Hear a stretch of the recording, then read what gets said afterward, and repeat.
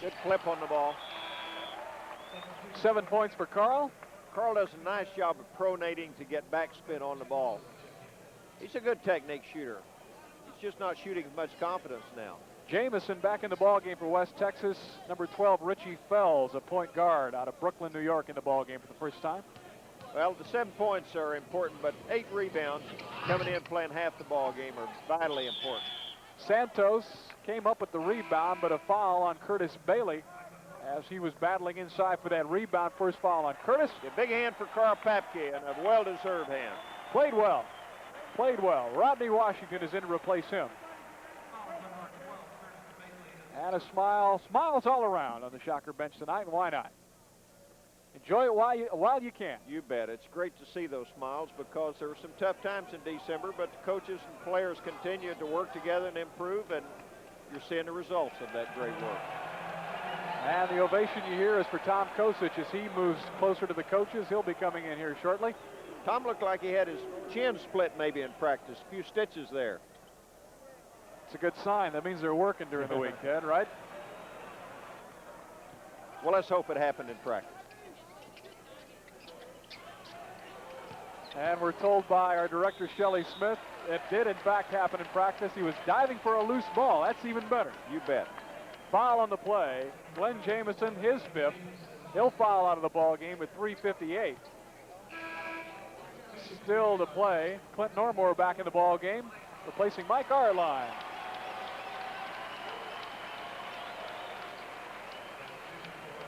And we get Marvin Satterfield back in the ball game, replacing Jamison, who takes a permanent seat with his 5 fouls. Rodney Washington, averaging 2.5 a game, a 50% free throw shooter. Good arch. Did you notice that? That's more arch. The eye. That's more arch than he's had on a free throw all great. year. Another sign of improvement. Watch a full arm extension. Elbow finish above eye level. He did it again. Beauty. Boy, it's all coming together. Rodney got them both. Timeout with 3:58 to play. And the Shocks have got this one in the bank. 93, Wichita State. West Texas, only 49. We'll be back to close this one out in a minute here on the Shocker Sports Channel. Now, exclusive at Rustiac Ford, the Shocker Country Special. Built by Ford for Wichita only, these specially equipped, special factory-ordered vehicles tell the world that this is Shocker Country. Your choice of the Ford Ranger, Bronco, or Bronco 2. A limited number of these Shocker Country Specials exist. Once they're gone, there'll be no more. So hurry. Shocker Country, exclusively at Rustiac Ford, the home of Ford Man. Why did you buy your fur from Greg? They have so many wonderful furs to choose from. The quality, of course. Fashion. They understand it. They know their business. Quality I can count on. I love the personal service. It's so professional. They're terrific people. I wouldn't think of buying my fur anywhere else. Greg. Discover for yourself why so many women buy their furs at Greg. Mark Allen, Ted Owens, back with you once again. You can kind of see through the background there. 3:58 remaining to play in the ball game. Shocks lead it handily, 93-49. And you want to talk defense and you want to talk shooting? Take a look at that one. Well, that's great, but you know, good passing leads to good shooting. And I think that Wichita State, there are 2 things that they've really done well. They've played defense extremely well tonight, and they've passed the ball beautifully at times. Second foul on Curtis Bailey. Shockers hold the rebound edge, 36-30 unofficially. And that's quite a change since early in the ball game. West Texas had a 7 or 8 margin early in the ball game. Richie Fells missing the front end of the 1-and-1. The ball out of bounds to Wichita State with 3:47 to go.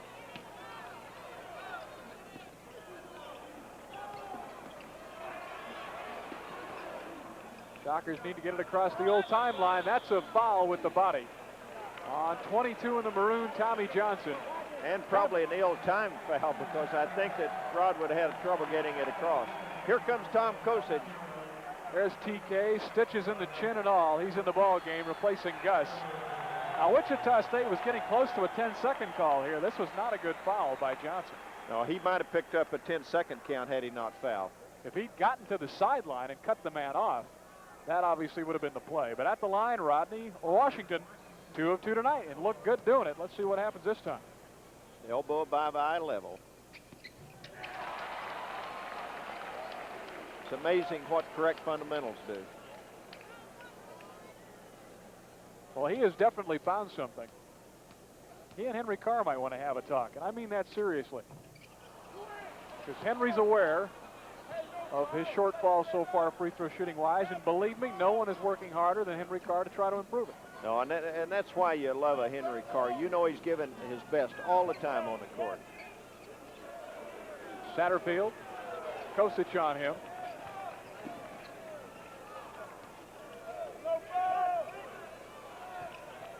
.3:15 to go. Eric Carman way outside. And that foul is on Jeff Perkins, his first. Well, you hear all these good things about West Texas. Now, when Carman starts taking shots like that, I kind of makes you want to shake your head. Well, you're 45 down late in the ball game. It's just a desperation shot, frustrated shot. Satterfield, 2 of 2 tonight. And now 3 of 3, accounting for all 3 of his points. 6'7", a senior out of Cleveland, Ohio. You know, this is a tough thing for these 3 West Texas players who returned. When you get such a great turnover like West Texas had with a new coach and he brings in all his kids, that is really a tough thing. A lot of the guys, James Jackson in particular, the leading scorer in the conference last year, he just checked out. He's playing at Alabama this year. I credit the 3 guys for sticking around for West Texas. Curtis Bailey. The rainbow shot no good. Normore backs it out, 2:52 to go. Well, I know the coaches want them to continue to play with poise because these are young men that are the men of the future in the Wichita State program. Curtis found the side of the backboard. Now it's Eric Carman. Got that bounce pass to Graham. And 2 points for the freshman. 15, Orlando Graham. He is West Texas State's leading scorer. Curtis stripped of the ball. Satterfield last to touch it. It'll be Shocker ball with 2:25 to go. As Curtis approached an area where he had to make a decision, he needed to shorten his stride and get his body position down a little bit. He played too straight up.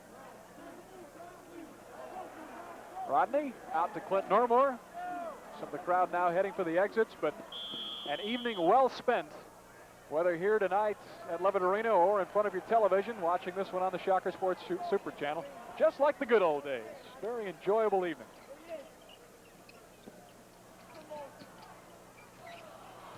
Ball deflected. Richie Fells came up with it. West Texas now. Offense. Satterfield. He's got 6. Rodney tried to kind of force it in bounds. Carman took it away, missed the shot, and yet another foul, stopping the clock with 1:56 to go. This one's on Normore, his 4th. When you have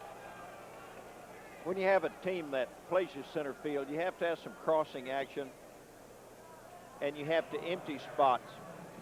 You have to vacate areas and let someone come into the area. But you need a little crossing action. Eric Carman, the 6'3" junior out of Columbus, Ohio, now with 7 points. He's a transfer from Coffeyville Junior College right here in the Sunshine State. 8 points for Carman. There's another player on the West Texas roster, Tommy Johnson, transfer from Barton County out in Great Bend. Short all the way on that shot. He might have, defensive man might have caught a piece of the elbow on that. And Jeff Perkins volunteers the information, his 2nd foul.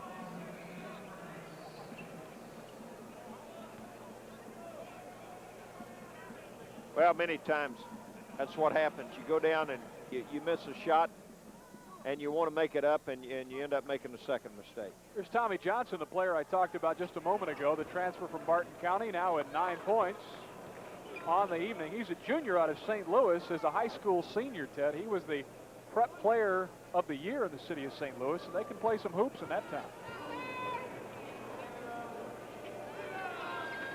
Oh, there have been some great players come out of St. Louis. 10 points. Tommy Johnson, Kosic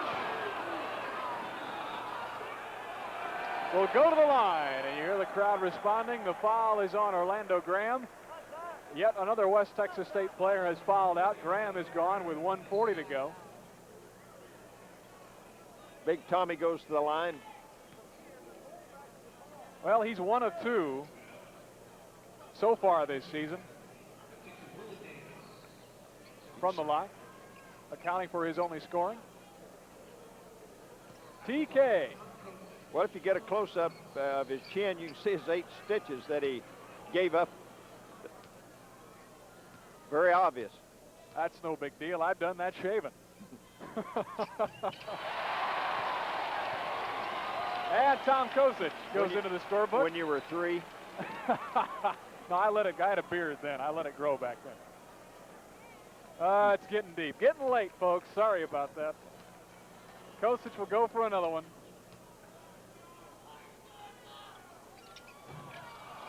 One of 2 again tonight. And with 1:30 to go, they'll play out the string.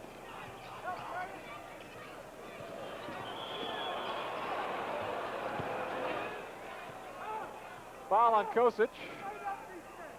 First foul on him. Stopping the clock with an even 1:30 to go. I know many times that people wonder, well, why do coaches continue to fight it to the end of the game? Well, these are guys who could play an important role in the future of this team this year in the conference play, and they want them to make maximum improvement. And the last thing you want them to do is to continue to foul and stop the clock. Third foul on Perkins will send Satterfield to the line.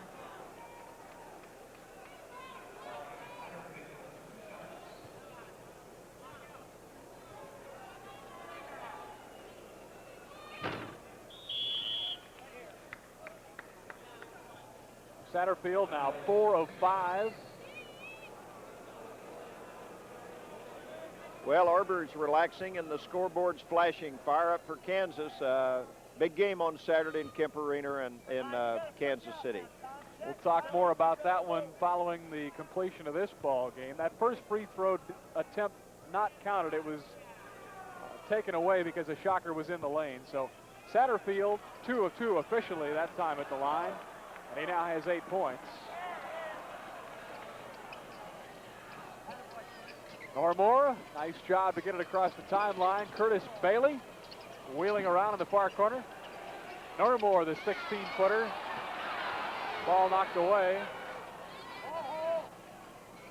And down at the other end, short for Tommy Johnson. Willie Davis.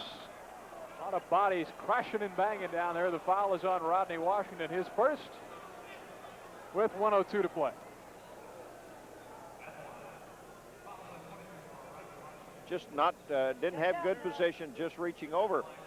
You know, players wonder sometimes, well, why aren't we playing more as substitutes? Well, you know, a coach can point out you had a 45-point lead when you went in, and now you have a 34-point lead. And they need to understand when they have an opportunity to play how vital it is that they perform at that time so that they'll enhance their opportunities to play more. Satterfield, Willie Davis, both missing for West Texas State. They continue to battle, and yet another whistle. It'll be Davis at the line shooting 2. The foul is on Wichita State's Rodney Washington. That's his second. As Gene Smithson taking it all in. Well, I don't think Gene's very happy with the performance of his reserves, and they're, you know, they're so important. Willie Davis yet to score tonight. All right, check out now, grab one. Come on, Tom.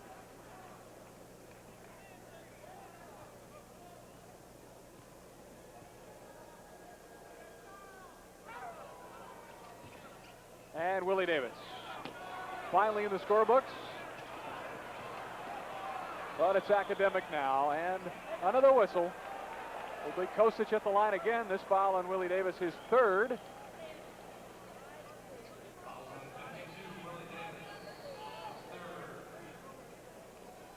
Well, a lot of fouling, and this is what happens when it's a 30 or 40 point margin. You see a lot of fouling, careless, sloppy play, and this is what a coach hopes doesn't happen. because he wants his players to perform in such a way that they'll make improvement. Kosic 1 of 2 the first time. Let's see what happens here. Long all the way. Satterfield a rebound. 42 seconds. All that remains between Wichita State being a 1-0 basketball team in the Missouri Valley Conference. Satterfield, a pretty good move down low. He's got 10 points, averages 5 a game, so it was worth the trip for Marvin Satterfield, and as I compliment him, he picks up his second foul. Stopping the clock with 29 seconds to go. We are going to go home sometime tonight, Ted, let me assure you. Well, as one of my players at one time said, Coach, do you hear those bells? And I said, what bells? He said, those dinner bells. And I'm... Well, it's tonight we got the midnight snack bells, I think, ringing. At the line, Curtis Bailey. Yeah, Curtis shoots a little bit of an unusual free throw, about a semi-jump shot. Got the first one to go down, but not the second, and another foul on Curtis Bailey, his third. Had a player once who shot a jump shot as a free throw. His name was Fred Yago, played at Oklahoma City University. It was an excellent free throw shooter, but I don't recommend that practice necessarily. Tommy Johnson, the junior out of St. Louis, will try to make it 11 points for his evening of work. Does not. Normore, a nice job to step in and claim that rebound with only 22 seconds to go. Clint, somebody might have got a piece of that one.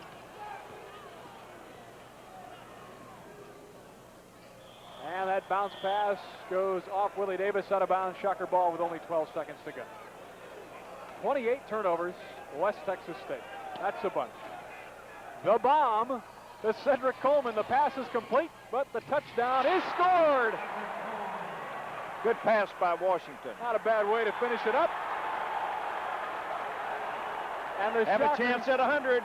Playing defense right down to the finish, and it is Shocker ball with 5 seconds to go.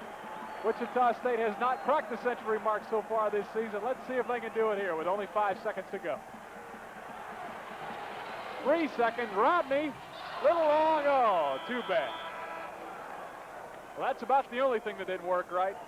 A big win tonight for Wichita State. They go to 5-6 overall, and more importantly, 1-0 in the Missouri Valley Conference. That's our final. Wichita State 98, West Texas State 64.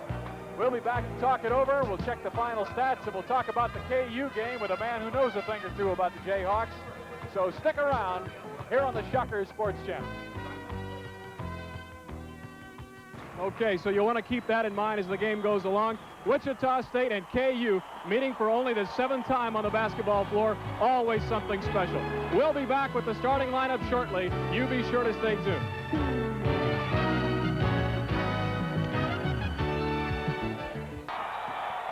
Mark Allen and Ted Owens back with you at Kemper Arena in Kansas City for the renewal of a rivalry. The Wichita State Shockers and the Jayhawks of Kansas University. It's time now to meet this evening's starting lineup, so we'll turn it over to public address announcer Johnny Dolan.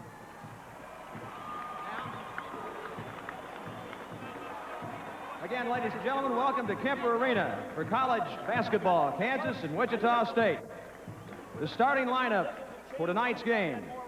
At forward for Wichita State, number 34, 6'8", senior, Xavier McDaniel. At forward for Kansas, number 25, 6'11", freshman Danny Manning.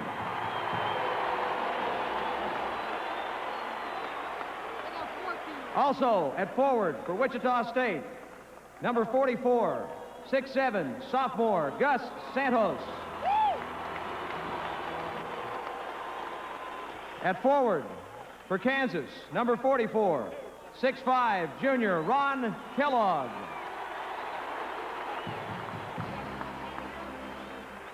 Starting at center, Wichita State's number 53, 6'9", sophomore Henry Carr. At center for Kansas, number 30, 7'1", junior Greg Dreiling.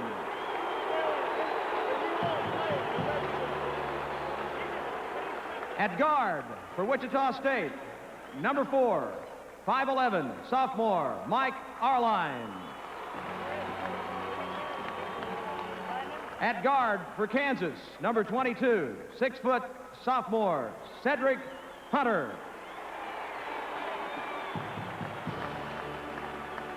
Also at guard for Wichita State, number 22, 6'4", senior, Aubrey Sherrod.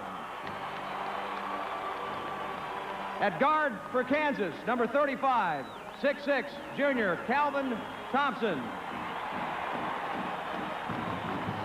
Wichita State's head coach, Gene Smithson, his coaching staff, and the rest of the Wichita team. Kansas head coach Larry Brown, his coaching staff, and the rest of the Kansas team. And there you have the coaches and the starting fives. We'll be back in 1 minute with the opening tip. Stay tuned.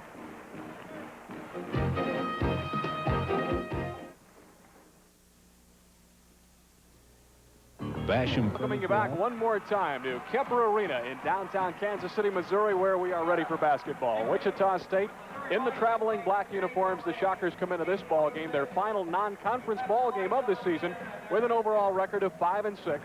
KU in the home whites. They are 9-2, ranked nationally number 11 this week in the UPI poll, number 12 in AP. Jumping center for Kansas, 7'1", Greg Dreiling, the former Shocker, and as always, Xavier McDaniel for Wichita State. McDaniel got a piece of it. Arline saved it, but it's taken away by Danny Manning. He'll float in, miss the layup, but Manning keeps it alive. The follow also no good, and a rebound for Gus Santos. And now here come the Shockers offensively for the first time tonight. Aubrey Sherrod in the corner, passed it up. Ted, we see the zone immediately from KU. Why don't we talk about that? Well, Wichita State has had trouble against the zone this year, and that's pretty much Kansas' basic defense. They've gone to the 2-3. They have a big front line, and this protects Greg Dreiling and Danny Manning, and so they've used it to great extent. Henry Carr, the very definitive move down low, and the first 2 points of the ball game belong to Wichita State. I felt going into the game that a big key was whether Greg Dreiling would get in foul trouble or not, and Henry Carr takes it to the basket very well, and this could be a key in the ball game. I think one key is that in a big emotional game like this is that you play with your head as well as your heart. Now you see Wichita State picking up man-to-man, and a pressure man-to-man it is. Manning missing another shot from the outside. Greg Dreiling the follow. And down low it's Ron Kellogg. With the first two for the Jayhawks, we're tied 2 apiece. KU, a nice job on the offensive boards. Yes, Henry Carr had Greg Dreiling blocked off, but Greg just simply outsized him and kept the ball alive. I think it's real important that Wichita State plays with a great deal of poise here against the zone. Again, obviously, Henry's going to take it right at Greg in hopes of getting Greg in foul trouble. Aubrey Sherrod deep in the left corner, found the side of the backboard and nothing more. Danny Manning, ball handling ahead to Cedric Hunter. And the KU break has them ahead 4-2. We've played 1:45. Well, it's nice to have someone on your ball club who can get the ball off the board and can handle it on the break. Danny Manning obviously is a special talent. He really is. We'll have much more to say about him, obviously, as the game goes along. That's a travel on Henry Carr. But, Ted, once again, we saw Henry going to the hole, trying to draw the foul if nothing else, and, of course, try to get the shot if it's there. Well, I think Kansas has an excellent first team. They've had a little trouble when they've gone to the bench, and I think one of the things that Gene Smithson wants to do is to see if he can test them early and get Greg in some sort of foul trouble.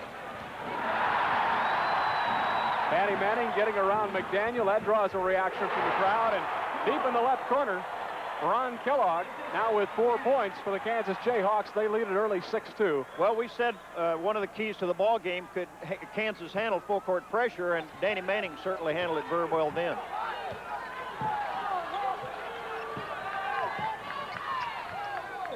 They have to get X involved in the game. He hasn't been involved offensively at all so far. I think they're going to have a lot of poise on offense. He has not even touched the ball since the opening tip, as a matter of fact. Henry turns down low and traveled again. So turnover is the early bugaboo here for Wichita State, as KU gets the basketball right back, already leading the ball game 6-2. I think Wichita State might be well advised. They go for the home run ball to Calvin Thompson. He buried it. And the Shockers really need to look to pull together here. It is already 8-2 Kansas. Yeah. Gene Smithson allowing play to continue. It's vitally important they regain their composure now. You can gain your composure by really being patient on offense. Xavier McDaniel, tough luck on the shot as it was halfway down and came back out. Shockers getting only one shot. KU a nice job on the boards. I started to say that Wichita... Harline got his hand on that one, Yeah, excellent. and came up with a foul on the play. It's on Cedric Hunter, his first, Ted. Cedric Hunter is going to be a fine point guard for Kansas. He was not a point guard in high school, and it just takes a while. All right, let's take a look at Mike Arline. Look at his quick hands. Great reaction. He's going to be a real key to Wichita State's bid to win the Missouri Valley Championship. Carl Papke has also checked into the ball game for the first time for Wichita State. The foul on KU was team foul number 1. So the Shockers inbounding on the non-shooting foul. Gus Santos, maybe a shade out of his range, missing long on that one. Shockers, 2 men there, but nobody got a hand on it. And Ron Kellogg off to a great start for KU with 6 of their 10 points. I think this might be a good move on Gene Smithson's part here. Henry was having a little trouble by traveling inside, and so he's put Carl in to play a forward and moved Xavier into the pivot area. The Shockers, excuse me, Ted, continue to take the ball right inside. First foul on Ron Kellogg as you look at it again. Well, I think this is good tactic. Danny Manning's and Greg Dreiling obviously are going to cause some defensive problems in there, but I still think that the move's good. Second team foul on the Jayhawks. Shockers again inbounding. Our score 10-2 KU. 16:15 to go here in the first half. Carl Papke's first attempt, no good, but Xavier McDaniel right there on the follow for his first 2 points of the evening, and the Shockers are within 6. Again, KU really pushing the ball up the floor. They do a good job on what I call quick break. After a made basket, they get it out quickly and down the court, and Wichita State will have to pick up on that because they didn't get back on one occasion that cost them a basket. Shockers were the last to touch it, KU ball. Their transition will have to really be quick from offense to defense. Cedric Hunter, very nice penetration. He found Manning on the right wing, but we've got the offensive foul on Cedric Hunter. Yeah, Gus Santos did a great job of getting over, moving his feet, and took a charge. Second foul on Cedric Hunter, and it'll be Shocker ball when we come back. 15:57 still to play here in the first half. Just getting started, but KU has built in early. Side Ted Owens, Mark Allen, welcoming you back to Kemper Arena. 15:57 still to play here in the first half. KU, Ted, has built an early 10-4 lead on the strength of one player in particular, Ron Kellogg. He is 3 of 3 from the field. Danny Manning already 3 rebounds, and Wichita State looking a bit tight. Well, I think 2 factors have been Wichita's going to have to do a great job of getting back on defense. The transition's been a little bit slow. I think of the 10 points, that 8 of them have been on transition baskets. Kansas applying down court pressure. That shouldn't bother Wichita State too much. They've handled down court pressure pretty well. Just a little token pressure back into zone, I'm sure. Mike Arline safely across the timeline, but he palmed the basketball. I think sometime a player, instead of messing with the defense, he just needs to blow by him. Mike is a good enough ball handler, has good enough speed that I think he can blow by him. And Larry Brown has seen something at the point guard position that, and now Gene Smithson is countering. You saw Mark Turgeon in the ball game, for the first time for KU, replacing Cedric Hunter. Gene Smithson turns right around and inserts a new point guard in Clint Normore. So 2 fresh point guards in the basketball game. Well, this gives you a huge advantage when you have a guy who can handle a ball like Danny Manning at a forward position. He's just an excellent talent.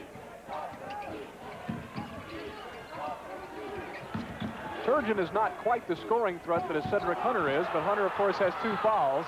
That pass goes right through Greg Dreiling's hands. I think Greg just thought Danny would go ahead and shoot the ball, but it didn't happen, so it's Shocker ball. KU has turned it over now twice. The Shockers have turned it over 3 times. They own the basketball, but KU owns a 10-4 lead. 15:22 to go first half. It's Carl Papke a bit short on the jumper. The battle is on. Out of bounds, Shocker ball. Okay. Gus Santos' effort kept the ball alive and gave Wichita State an opportunity to get the ball back. A quick reminder, we'll be naming our Big Cheese Pizza Player of the Game later on this evening, as we always do on all Shocker telecasts. Xavier McDaniel, they found him in the paint. He turned and got it to go down. 4 points for McDaniel, and the Shocks are within 4. That's where you're going to have to go with the ball. Xavier is so quick in there that he'll be a chore for Kansas to handle inside. Aubrey's going to have to loosen up and be a factor outside. Papke gambled on the pass, and it allowed Ron Kellogg to pop open. Already 8 points for the junior out of Omaha. Yeah, Ron Kellogg's shooting better than 60% this year. He's having a terrific year for Kansas. Santos popped open in the paint, challenged Dreiling, but Greg definitely a factor on that shot attempt. McDaniel able to get it somehow down low. 6 points, Xavier McDaniel. Ted, he's coming alive. Well, they just have to make him an integral part of their offense. If they go away from him too much, they're going to have some trouble against the zone. He is so quick that he'll be able to give them some trouble inside. Ronnie Kellogg has a hot hand. And I believe they're going to take the basket off the board. No bucket. No, they're going to count the bucket. So give the 2 to Kellogg. He's already in double figures with 10 points. And the foul on the play was on Greg Dreiling. Personal foul number 1 on Greg. As you look at second-year KU coach Larry Brown, briefly, Shocker ball. Larry calling a defensive play. I think we might see a quick trap on the ball. Stand with that 2-3 zone with Greg Dreiling in the middle. Larry Brown, as a coach, really never played a zone until last season. The good save there, and Danny Manning comes up with it. Mark Turgeon ahead. He'll pull up from about 14 feet and nail it. First 2 of the night for this sophomore out of Topeka. Mark Turgeon, not quite as good an athlete as Cedric Hunter, but he's a natural point guard. He runs the ball club very well. He did a good job pulling up short of the defense there and shooting the ball in. Very heady young man. Larry Brown calls him the little kid. You can see why from his appearance. And there's the little guy sneaking in there for a rebound. Now Turgeon finds Cal Thompson deep in the right corner, and Gene Smithson may want to think about a timeout here. Yeah, Kansas is an outstanding shooting team. Every starter they have shoots better than 50%. Calvin Thompson now with 4 points. Gene Smithson does indeed call the timeout. 13:31 yet to play. KU has extended their lead to 10. 18-8 Jayhawks. Back in a minute. Stay tuned. Mark Allen and Ted Owens back with you at Kemper Arena, downtown Kansas City, Missouri, with 13:31 yet to play here in the first half. KU has put on quite a spurt. The Jayhawks now lead the Shockers 18-8. Statistically, Ted, it's really all KU, not surprisingly. 9 of 13 from the field, already 69% for KU. They're out-rebounding Wichita State 8-4. The Shockers only 4 of 12 from the field, by the way.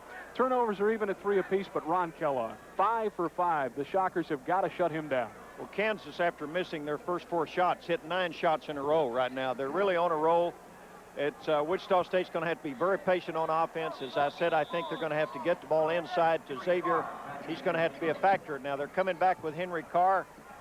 Gene has a little bit of a problem in that Henry is traveling some inside. Excellent pass by Xavier McDaniel. Wichita State having a problem early on with the press, but quickly zipped it up the floor, and McDaniel found Sherrod. First 2 of the night for Aubrey. Maybe that'll loosen him up a little bit. Well, it's great to have on both ball clubs, Danny Manning and Xavier McDaniel, both who are very skilled, can handle the ball against pressure. They're both outstanding. The Shockers collapse on Dreiling, 3 men all around him. And we get foul number 1 on Aubrey Sherrod as you look at it one more time. Actually, the defense is very good and very aggressive. Greg did a good job of keeping the ball high. Wichita State did a good job of supporting inside. And the official thought he saw contact on the arm. A little bit on the forearm, but enough. First foul on Aubrey Sherrod. But even so, that's exactly what you want the defense doing, supporting on the big guy. That's only team foul number 1 on Wichita State. McDaniel got a piece of it. They dive for the ball. X saved it, but tossed it to Danny Manning.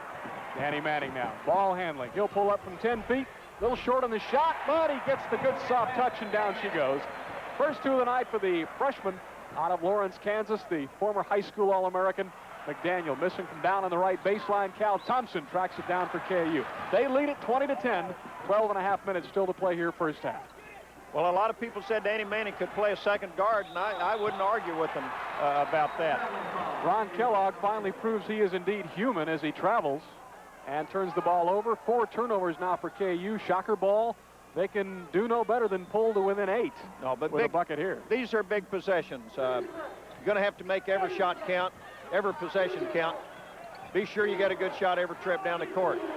We are playing the 45-second shot clock, by the way, but it hasn't even come close to being a factor so far. Gus Santos, a nice offensive rebound. Greg blocked it, though. Henry's follow no good. That ball out of bounds, and it will be Shocker ball. Well, Henry was dead open and missed an easy layup in there. I think with Greg's size and Danny Manning's size, that sometimes you lose your concentration, fearful of getting a shot block. Shockers going over the top on the inbounds. Now Aubrey Sherrod. They're doing a good job of preventing Aubrey from getting open. That'll be a big key. They're just going to have to be a little bit more patient, but they're playing a box and one right now with Ronnie Kellogg on Aubrey Sherrod. McDaniel got it over to Aubrey Sherrod, who nailed it from way outside. Aubrey Sherrod, his first two from long range, 4 points on the evening for the senior out of Heights High School. Well, Kansas went to the box and one to prevent Aubrey from getting a shot, but they had a quick movement of the ball to him, and he was ready to shoot it. Had his knees bent and was ready to get the ball up. Normore and Turgeon, the matchup now at point guard. Mark Turgeon cruises into within 15. That one just coming out. And they rule it was last touched by Greg Dreiling, and Greg has a beef for the official. He thought Henry Carr roughed him up a bit, and Henry may have, but it will be Shocker ball. Well, Henry's playing very aggressive basketball. Well, again on this end of the court, Wichita State's possession, I think you're going to have to get X involved as much as you can, Aubrey involved as much as you can. Well, as we talk about McDaniel, he now has 8 points. Quickly on the other end, Cal Thompson short all the way. Gus Santos, the defensive rebound. That last trip down the floor, by the way, Dreiling kind of shot Henry a look. It'll be worth keeping an eye on those two. Well, let's see if Kansas is still in their box and one. And they are. Ronnie Kellogg following Aubrey all over the court. McDaniel hit the two last time, this time missing badly and falling down, but Aubrey Sherrod snuck inside, got open on the baseline. 6 points for Aubrey, and the Shockers are suddenly within 4. 20-16 our score, 10:45 to go first half. Accidentally kicked out of bounds by Gus. It will remain KU ball in the basketball game for the first time. Mark Pellick, the 6'8 freshman forward out of Parsons, Kansas. There's Pellick right there, number 40 in the white. Well, I think that Larry Brown saw that Greg Dreiling was losing his concentration a little bit, was a little frustrated, and I think he has him out to give him a little bit of a rest and also to not have him play when he's frustrated. Gene Smithson taking the opportunity to go to his bench as well as we get Mike Arline and Cedric Coleman, a fresh backcourt in the ball game for Wichita State. Normore checks out. Gus Santos is also checked out. So the Shockers with 3 guards basically in the ball game. We'll probably see Cedric Coleman playing more of a forward for the time being. Well, I think Gene Smithson's concerned about Ronnie Kellogg. He figures maybe Coleman. Very opportunistic basket there for KU as the Shockers broke it up, but Cal Thompson was right place, right time. He's got 6, and 6 is once again the KU lead. I think Cedric Coleman can help on one end of the court, whether he can handle it on the other. And there's X going to work again. Oh, the solid right-hand hook. McDaniel in double figures now after a bit of a slow start, but only because he wasn't seeing the ball early. They're 2 great players. And Danny Manning, as good a ball handler as he is, palming the ball just a bit. Well, credit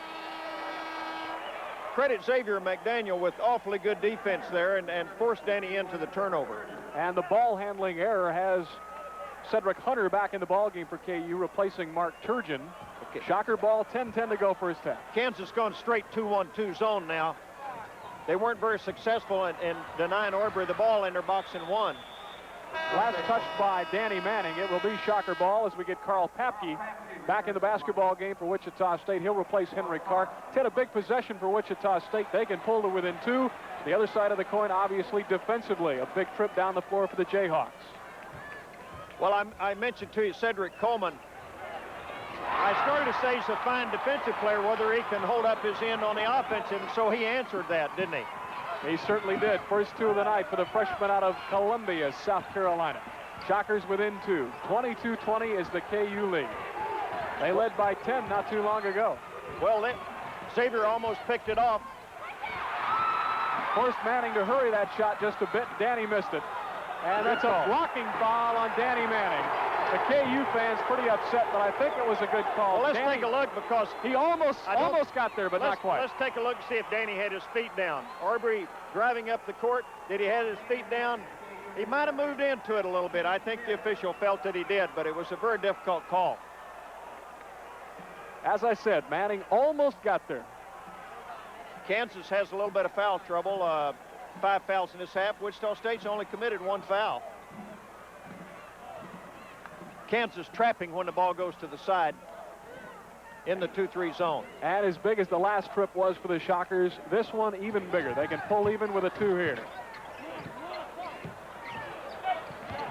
KU reacting pretty well to the zone, in the zone.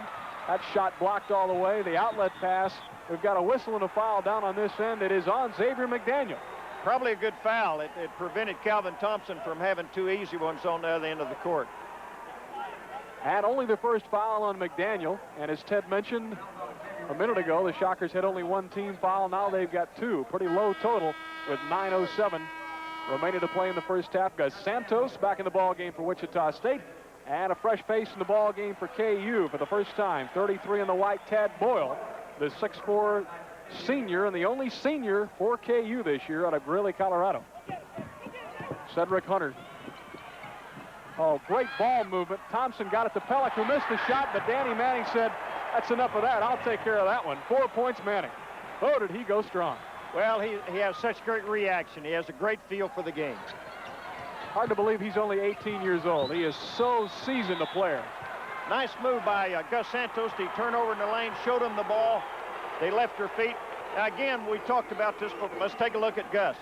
The defensive player shouldn't leave their feet until he leaves his feet. But Mark Pellick, inexperienced freshman, left his feet, and Danny Manning reached in and picked up the foul. Second foul on Danning. They rule it in the act of shooting, as you saw, so it'll be Gus Santos at the line. Greg Dreiling back in the ball game for KU. Well, Wichita State has done a good job of keeping their poise. They were down and had a chance at 10 down to maybe be blown out of this ball game, but they kept their composure and their effort continued to be good, and they're very much back in the ball game. Santos has not scored and still has not scored in the ball game tonight. Henry Carr back in for Wichita State, replacing Cedric Coleman, who played pretty well. I imagine we'll see Ced some more before the night is out. Santos will get the second one here, a 67% free throw shooter. Gus has scored in double figures in the last 5 games for Wichita State, averaging right at 10 points a game.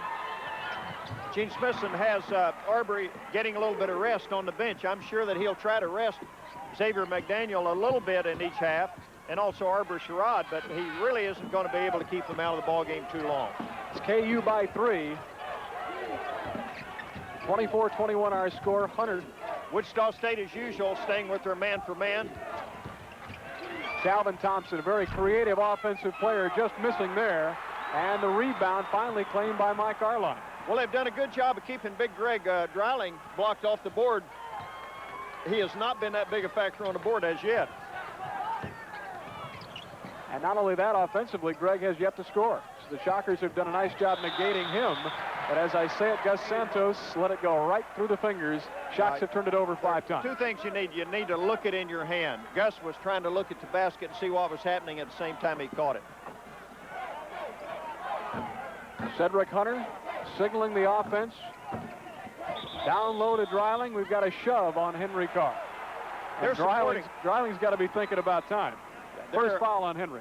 They're supporting so quickly on Greg Dreiling that Greg's going to have to kick the ball off to the open man. It'll be KU ball when we come 21 at this point in the game. The Shockers and the Jayhawks, as we mentioned off the top of the show, meeting tonight, Ted, for only the 7th time. KU leading the series overall 5-1. The only Shocker victory, a game I know you well remember, and I certainly don't mean to rub it in, but one of the great moments in basketball history in the state of Kansas, the famous Battle of New Orleans. Well, it was a great game, and it was great for the state of Kansas. There were 3 teams, when there were only 16 teams left in the playoffs, the NCAA playoffs, 3 were from the state of Kansas. It was a great moment, and we just didn't measure up that particular night. Wichita State did a great job. Tad Boyle stepped on the sideline, so it'll be Shocker ball on the KU turnover. Xavier McDaniel right here in front of us. Well, again, credit that to good defensive pressure by Arbor Sherrod.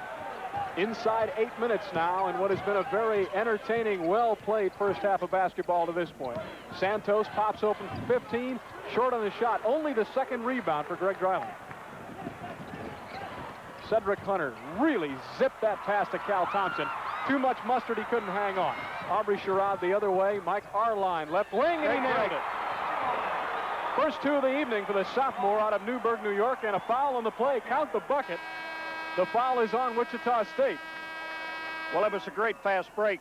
Larry Brown, I think, a little bit displeased with Cedric Hunter getting back on defense and his handling of the ball, and so he's coming back with Mark Turgeon.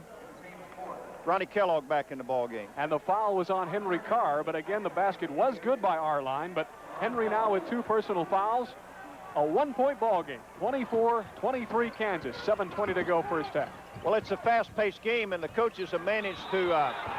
Greg Dreiling made a good move. He was called for a travel. And traveled before he let the shot go, so no bucket. Yeah, he had a good ball fake and step through, but the official said he picked up his pivot foot.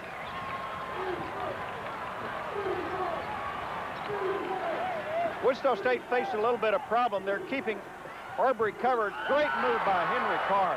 Fantastic move. That's the move he was looking for early in the game, but traveled on. That time, no travel. And now we've got a foul on Henry Carr, and Henry is just beside himself. 3rd foul on him. And Ted, quite frankly, I missed it. It must have been in the transition down the floor. It must have. I did not see it. Hopefully we picked it up. I heard the whistle. I looked. I saw Henry on the seat of his pants, and the referee staring right at him. So Henry is out of the ball game with 3 fouls. Well, Henry was playing awfully well, and that's going to be a blow to Wichita State. Gene Smithson is up questioning that call as well. I'm not sure he saw it. Let's see if we've got it here. There was the made basket. Now Henry made a great move. Let's see. Well, I think the call actually came later, although he kind of hooked the man. Wichita State trapping. Dreiling was undercut just a bit by Aubrey Sherrod. And it threw him off balance just a little bit. It really did. Down on the other end, here's Aubrey. Missed the shot. McDaniel right there, but he walked. Good inside position. But the Shocks turn it over on the travel. I don't know whether Xavier traveled or not. I hope we get a look at it. Many times an official will look at a ball fake and not to feet and make the call based on that. I wasn't close enough to see. I don't know. No, we're on the other end of the floor, but I will say a player like McDaniel is so active. He gives you so much herky-jerky. Speaking Great of pass active by Mark players, Turgeon. Ron Kellogg is heard from again. He's got an even dozen. KU back in front 26-25 now. Ball loose on the floor. We get the foul called on Mike Arline of Wichita State. First foul on Michael. He fouled, but he had excellent quickness. All right, let's take a look. He let his dribble get up. He might have bounced that off his foot. That might have saved 2 points. That was not a particularly bad foul. And you see Clint Normore back in the basketball game, replacing Mike Arline. Cedric Coleman also back in, replacing Gus Santos. So not much size in the Wichita State lineup. Actually, the coaches have managed to rest everybody in the ball game. And another travel on KU. Tad Boyle couldn't quite believe that one. Well, anytime that you catch the ball, you catch it and turn and square it to the other end of the court. Tad didn't face up the court, and as a consequence, travel. Turnover number 9 for the Kansas Jayhawks, approaching the 6-minute mark on the scoreboard clock here in the first half. Wichita State pretty much just going inside now to Xavier. McDaniel up and over Dreiling. 12 points McDaniel, and a foul on the play as well. The basket is good. And the foul is on Greg Dreiling, I believe. Nope. Gene Smithson's using a very interesting tactic against the 2-1-2 zone. He's just matching up with them, causing one-on-one coverage on Xavier inside. And it's paying off because Xavier's very good inside, very quick. I was guessing on the foul, which I really shouldn't have done. It's on Ron Kellogg, his second. And that is team foul number 7 on Kansas. So the Shockers go into the bonus. Here's Aubrey Sherrod at the line as you look at his shooting percentages on the season. Shockers, by the way, have committed 16 fouls, so the next one will put KU in the bonus. Well, if you had someone in the Wichita State lineup that you wanted at the line, it would be Aubrey Sherrod. I've mentioned before many times, but just an excellent technique shooter. Gets himself down with the dribble. Watch his follow through.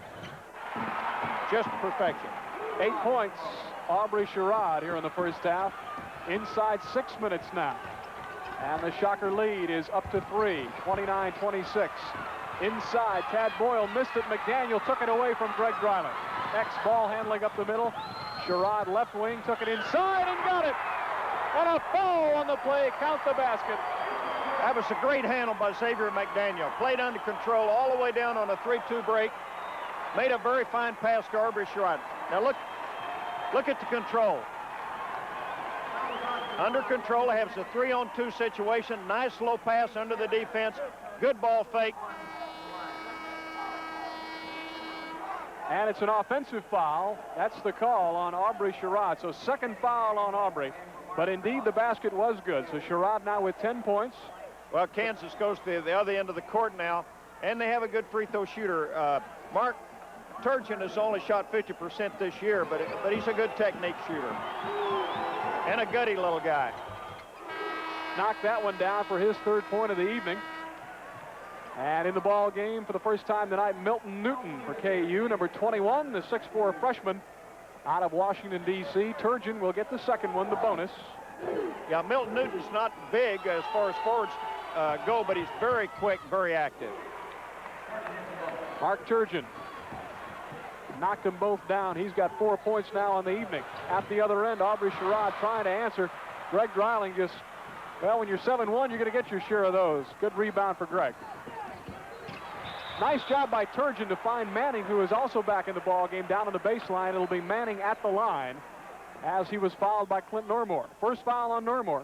Well, I think the key to it is Wichita State has to get back on defense. Kansas brings the ball at you. Mark Turgeon did a beautiful job throwing the ball under the defense. Danny Manning back in the ball game. Larry Brown is substitute for everyone. And Gene Smith's a substitute for everyone except Xavier McDaniel. And fortunately, he is a terrific athlete and very well conditioned.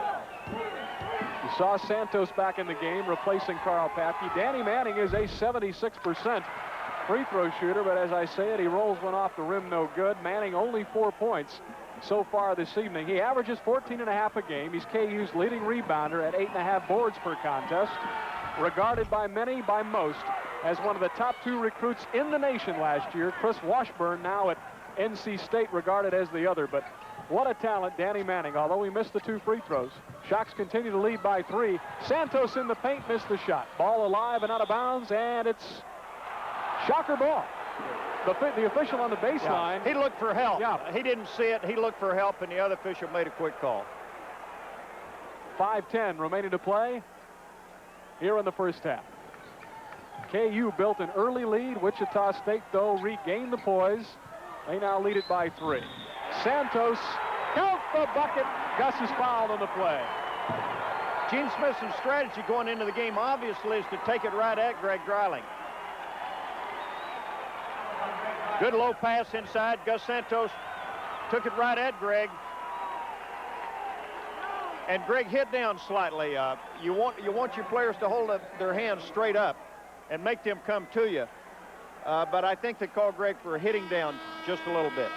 And you saw Larry Brown a moment ago looking at his bench, and he does have Mark Pellick, the 6'8" freshman, back in the ball game, replacing Dreiling, who's out with the 2 fouls now. And Mark Pellick could be playing for Parsons High School this year. Only 17 years old, chose to forego his senior year, and he's going to be an outstanding player. We had him in basketball camp for many years, and he's a good talent, an excellent attitude youngster. Santos unable to get the bonus free throw, the 3-point opportunity free throw to go down. KU quickly the other way, and it's a blocking foul on Xavier McDaniel.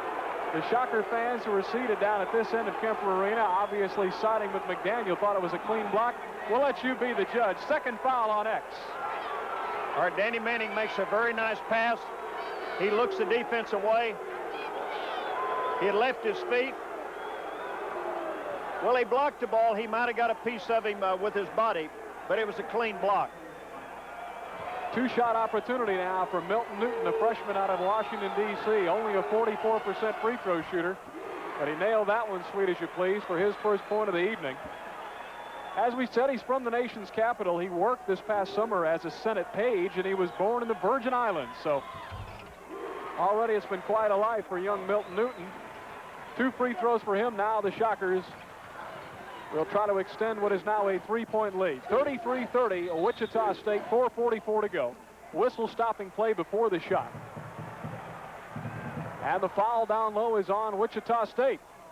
Gus Santos, his first foul away from the ball. And we'll have KU in the 1-and-1. He said he was holding down low. I guess as he was positioning inside, he probably reached around if the indication of the official is correct. That really hurts. That really hurts because you not only lose an opportunity to score, but you walk down to the other end with a chance to give them 2 points. Could be a potential 4-point swing. So here is the young man, the youngest player on the floor tonight, Mark Pellick. As Ted Owens mentioned, only 17 years old. Gave up what would have been his final year at Parsons High School to play some college ball for Larry Brown. Not only is he 17, his shoe size is 17. Well, and we talk about that a lot, but we always like players with fairly big feet. We thought if they grow to them, they're going to be awfully tall. Kind of like puppy dogs. 4:41.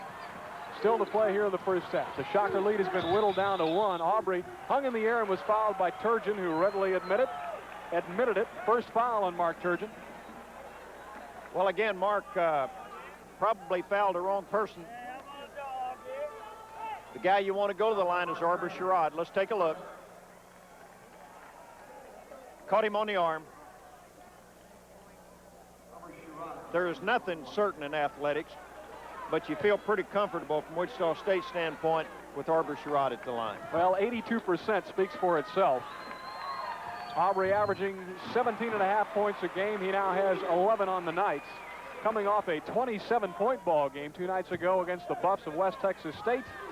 And Aubrey has scored in double figures once again now in every game so far this season. He's got a dozen. Well, this has turned out to be a great college basketball game. We're still in the first half. Danny Manning, a fine assist to a wide open Calvin Thompson, who buried it. 8 points, Cal Thompson, the junior out of Kansas City Wyandotte. You don't want to let them have the ball. You don't want to let your opponents have the ball in the middle of the break. And they did in that particular case, and particularly as skilled as Danny Manning is.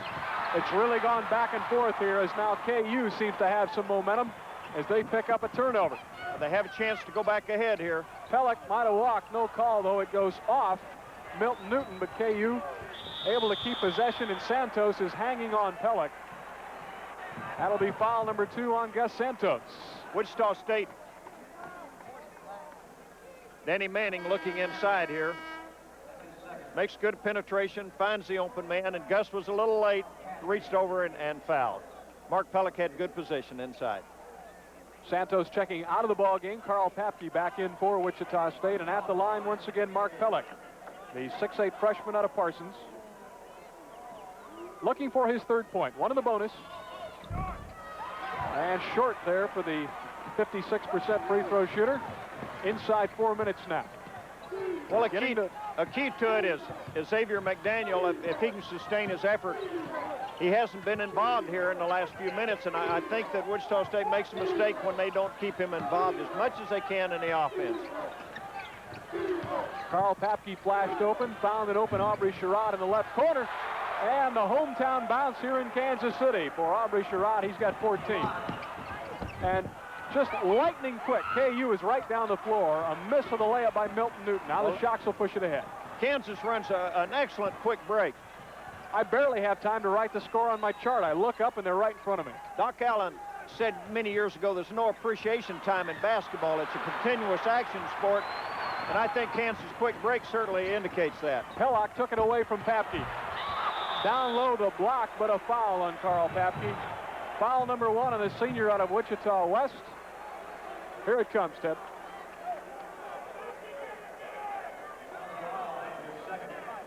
Well, Mark Turgeon with the ball makes a nice bounce pass.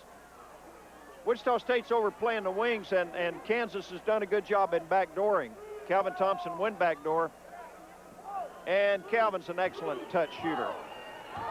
Well, you ought to know, you recruited him. Still some Ted Owens recruits playing basketball for KU. Cal Thompson now 9 points. I can remember being at the state championship game at Levitt Arena a few years ago and seeing you in the arena recruiting.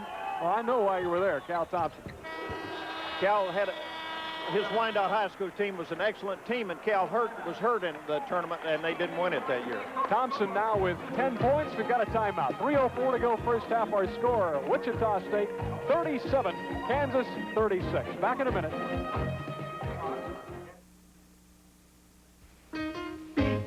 Ted Owens welcoming you back to Kemper Arena in Kansas City and an excellent college basketball game. If you've been here since 8 o'clock, I know you're glad you have been. If you're just tuning in, don't touch that dial, as they say in the TV biz. We've got a good one going. 3:04 still to play here in the first half. Wichita State clinging to a 37-36 lead as you see KU breaking their huddle. Well, both teams playing with great emotion. They were both well prepared. The only thing that you have to worry about in a game like that is if you let it get too emotional. As I mentioned to you earlier, one of the things that you want to emphasize to your players is that they play with their head as well as their heart. You know that they're going to be playing with their heart on an occasion like this when two arch rivals get together. Many times that emotion will exhibit itself as nervousness early in a game, and it did a little bit here tonight, but mostly it's just been all intensity on both sides. McDaniel fouled on the play, stopping the clock with 2:54 remaining in the first half. It's on Cal Thompson. His first foul, here it is. Carl did a good job taking it up, took it right to the action, and Xavier, ever present, Xavier McDaniel on the opposite side of the board, takes it up, and let's take a look.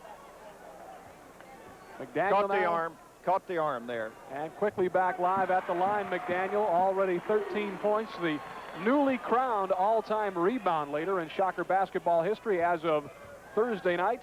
That was quite an occasion. It's a pleasure to be there to see a great athlete like Xavier attain such an important record in the history of Wichita State basketball. 1 of 2 that time for the X-Man. That ball just went right on out of bounds, and it'll be Shocker ball. Shocks lead it by a deuce, 38-36.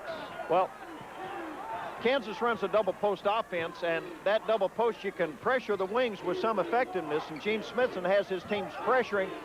Larry Brown has countered with that by clearing the side a little bit and taking the defense away. And both of them have had some effectiveness with their good strategy. Cedric Coleman missed the shot but redeemed himself by claiming the offensive rebound. Inside, they somehow got it into McDaniel. That ball was last touched by Danny Manning, I believe. So Shocker ball down on the baseline, 2:18 to go first half. Well, you've heard me talk about this before, but you can't throw the ball through a zone. You have to throw under the zone or over the zone. In that case, Xavier tried to throw it right through the zone.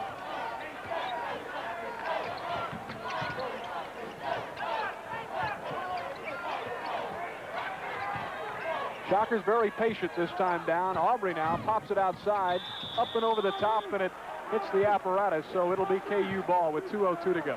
One thing to remember is as you start to tire toward the end of the half, you have to move in a little bit. Get your legs into your shot. When you start to tire, you should move in and try to get a 3-foot shorter shot. That's a really important thing for a player to remember. Don't stretch your range when you're tired. Larry Brown running play number 3 here. Let's see what it looks like. Danny Manning. That ball may have been touched in the cylinder. By the offensive player. Right. Offensive basket interference, the call, so Shocker ball. I believe that was Milton Newton that goaltended. Let's take a look. It was on the cylinder of the rim, and you can't touch the net or the ball. Cedric Coleman down there in the tall trees. Gene Smithson wanted a foul on that, felt that Danny Manning had reached over the top. McDaniel reacting, knocked the ball up in the air, but Newton reclaimed it for KU with 1:20 to go, and that's a walk on Calvin Thompson. 11 turnovers for KU. Wichita State has turned it over 9 times as we get Gus Santos back in the basketball game for Wichita State, replacing Carl Papke. Greg Dreiling coming in for Kansas, as well as Ronnie Kellogg. Right, and Ron Kellogg as well. Kansas has its, no, they don't. Mark Turgeon's in the ballgame, Milton Newton's in. But 3 of their key performers, Greg Dreiling, Ronnie Kellogg, Calvin Thompson are in the ballgame. And in a tight ball game such as this final minute and 10 seconds of the first half, very important. So both coaches wanted to see who's going to take the momentum into the locker room. Cedric Coleman nailed it from the outside, 4 points. A terrific response for a freshman in a ball game like this. Cedric Coleman has just measured up to everything you'd expect a freshman to do. KU will now try to cut into a 4-point deficit with only 52 seconds remaining. Still their basketball on the near sideline as you look at it, the far sideline from our broadcast position here, right across from Ron Kellogg, as he inbounds to Cal Thompson. Nice move inside. Calvin Thompson, he's got a dozen. Kansas ran a curl pattern with Cal Thompson, but Wichita State answered right back with Aubrey Sherrod. Aubrey now 16 points. KU may go for the final shot with 30 seconds to go, trailing by 4. Mark Turgeon barking out commands, and I think, Mark, that's exactly right. I think that they're going to go for the last shot. We'll keep an eye on the clock now for you. 15 seconds and counting. They'll probably put it into motion with about 10, and that's what we're at right now. I think you can wait too long and not get organized. They're very close to that right now. 5 seconds left on the clock. Kellogg being hounded by Wichita State, and he nailed it. The timing was perfect. That shot no good. Boy, that just caps off a great first half for Ron Kellogg. 14 points for him, but the halftime lead belongs to the Wichita State Shockers. As the two teams head for the locker room, our score at the end of 20 minutes of play, Wichita State 42, Kansas 40, a barn burner here at Kemper Arena. We're back in a minute to talk it over, where we have all just enjoyed a spectacular first half of basketball. Wichita State holding only a 2-point edge here at the half, 42-40. Ted, you know, in KU's last 2 ball games, the loss to Kentucky and, of course, the nail-biter, the overtime victory over Texas Southern just a couple of nights ago, Kansas blew 12-point leads in both of those ball games. Tonight they led it by 10. They were in control early in the first half. Credit Wichita State, I think, for coming back and asserting themselves, but of course KU didn't let them get too far away. Well, I think there are 2 things that are important here. Kansas hit 9 shots in a row. Well, you can't expect that a team will continue to be that hot. On the other hand, let's credit Wichita State. They did a good job keeping their composure. They were playing hard all the time, but without much poise at the beginning. They regained their composure, were able to cut the lead down, stayed in the ball game, and it's been a terrific basketball game. I don't think either team has played badly. I think they both played well and both played with great emotion. When you get great athletes on both teams on the floor at the same time, that's the one thing that has really struck me in the first half, just the quality of play and the level of intensity. People like, you know, the Mannings and the Calvin Thompsons, Ron Kellogg, certainly from a KU point of view. On the other hand, the way a McDaniel has responded, and some of the people, Aubrey Sherrod finally got going for Wichita State. Well, it's funny, going into the ball game, I felt that the biggest problem Wichita State would have was with Kansas zone, and they've handled it pretty well. They've taken the ball inside and gone right at the Kansas big guys inside. On the other hand, I thought that Kansas might have some trouble with Wichita State's press, and with Big Danny Manning handling the ball outside. So that really hasn't been much of a factor in the ball game. It's those things that you don't expect to happen. A Cedric Coleman coming in shooting the ball well. A Ronnie Kellogg red hot in the ball game. Both of these teams, I think, now really have a good feel for each other. You almost get the feeling it's going to come down to who's got the ball last. I really get the feel it might be that kind of finish. Well, not on who has the ball last, but I think free throws will play an important role here, and that's why those of us who watched Wichita State this year, all of us have said all year long that this is vitally important then in the key games that you're able to hit the free throws. And Wichita State has really not been tested so far at the free throw line. We may see that in what should be a great second half. Once again, our score here at the intermission, Wichita State 42, Kansas 40. We'll be back with Ted Owens and a special guest. Please stay tuned. Stay here.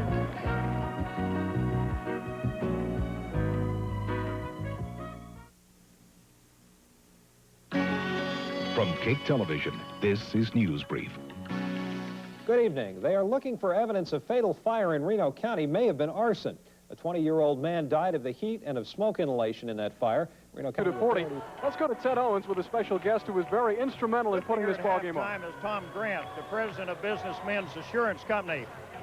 Tom, you're in the business of selling life insurance and health insurance.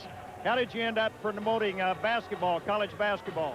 Well, I tell you, Ted, I've got to give the credit to our PR man, Alex Matthews. We hired Alex Matthews from a company, a life insurance company down in Atlanta, Georgia called Cotton States. And he had been promoting the tournament down there called the Cotton States Classic. And so when he brought the idea to me, naturally being the basketball fan that I am, I thought it was great, and here we are today. Well, it's just worked out tremendously well. I don't think you could have a better team, two inspired teams. What kind of sharing arrangements on the funds do you have? Well, 45% of the take goes to Wichita State, and 45% goes to KU, and then 10% goes to our BMA Basketball Foundation. And we're going to contribute that 10% to the Boys Club and the Genesis School here in Kansas City. You have a big tournament coming up next year, the BMA Classic, Holiday Classic. It'll be fun to see the tournaments come back into this area at Christmas time. Who do you have coming in for the tournament? Well, we've got Arizona State, Louisiana Tech, Wichita State, and University of Kansas. So I think it should be a great field, and it'll be a great tournament. Sounds like a terrific field.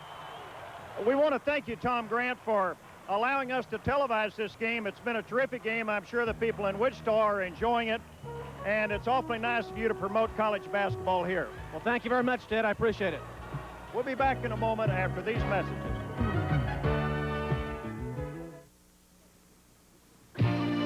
Wichita State is a university dedicated to preserving its liberal arts heritage while meeting the challenges of a technological age. Located in a major metropolitan center, often called the air capital of the world, the university serves a large, diverse region. WSU is a leader of business, entrepreneurship, accountancy, small business management, in aeronautical engineering, aviation management. Its education faculty is recognized nationally for work in speech-hearing disorders in children. Its liberal arts programs range from gerontology to women's studies, natural sciences to anthropology. Growth in medical, computer science, and high technology areas indicate future directions. In research, the university's efforts contribute much to the prosperity of Wichita and Kansas. The university also takes its programs to the people, maintaining 18 regional centers offering courses by television and newspaper. It serves as a cultural asset to the state, with opportunities in music performance, art, theater, and dance. Its art museum and outdoor sculpture collection are among the finest in the Midwest. A distinguished faculty and tradition of excellence are WSU's commitment to its students, ages 15 to 90, from 48 states and more than 60 countries, who can choose from nearly 200 degrees offered in its 7 colleges. Wichita State University, where learning is a lifelong pursuit. Take your breath. Welcoming you back one more time to Kemper Arena. That's our halftime score. Wichita State leading Kansas 42-40. And Ted, let's take a further statistical look at the first half.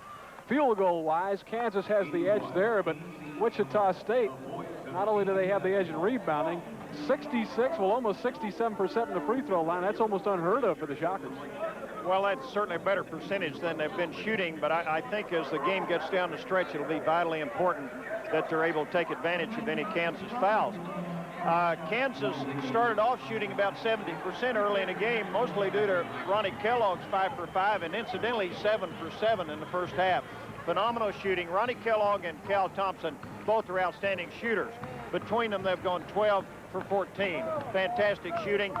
But some of the, in addition to Aubrey Sherrod and Xavier McDaniel, 2 veterans you count on, Cedric Coleman's made a great contribution in this game. Let's take a look at the individual scoring. First of all, for tonight's visiting team, the Wichita State Shockers, McDaniel and Sherrod, the big 2, carrying the load again tonight. Aubrey with 16, McDaniel with 13. Over on the KU side, it's not only who scored, but who hasn't. You see Kellogg with his 14 and Thompson with 12. But Danny Manning, only 4 points here at the half, and Greg Dreiling has not scored. So once again, our halftime score, Wichita State 42, KU 40. Back with the second half in a couple of minutes. Stay tuned.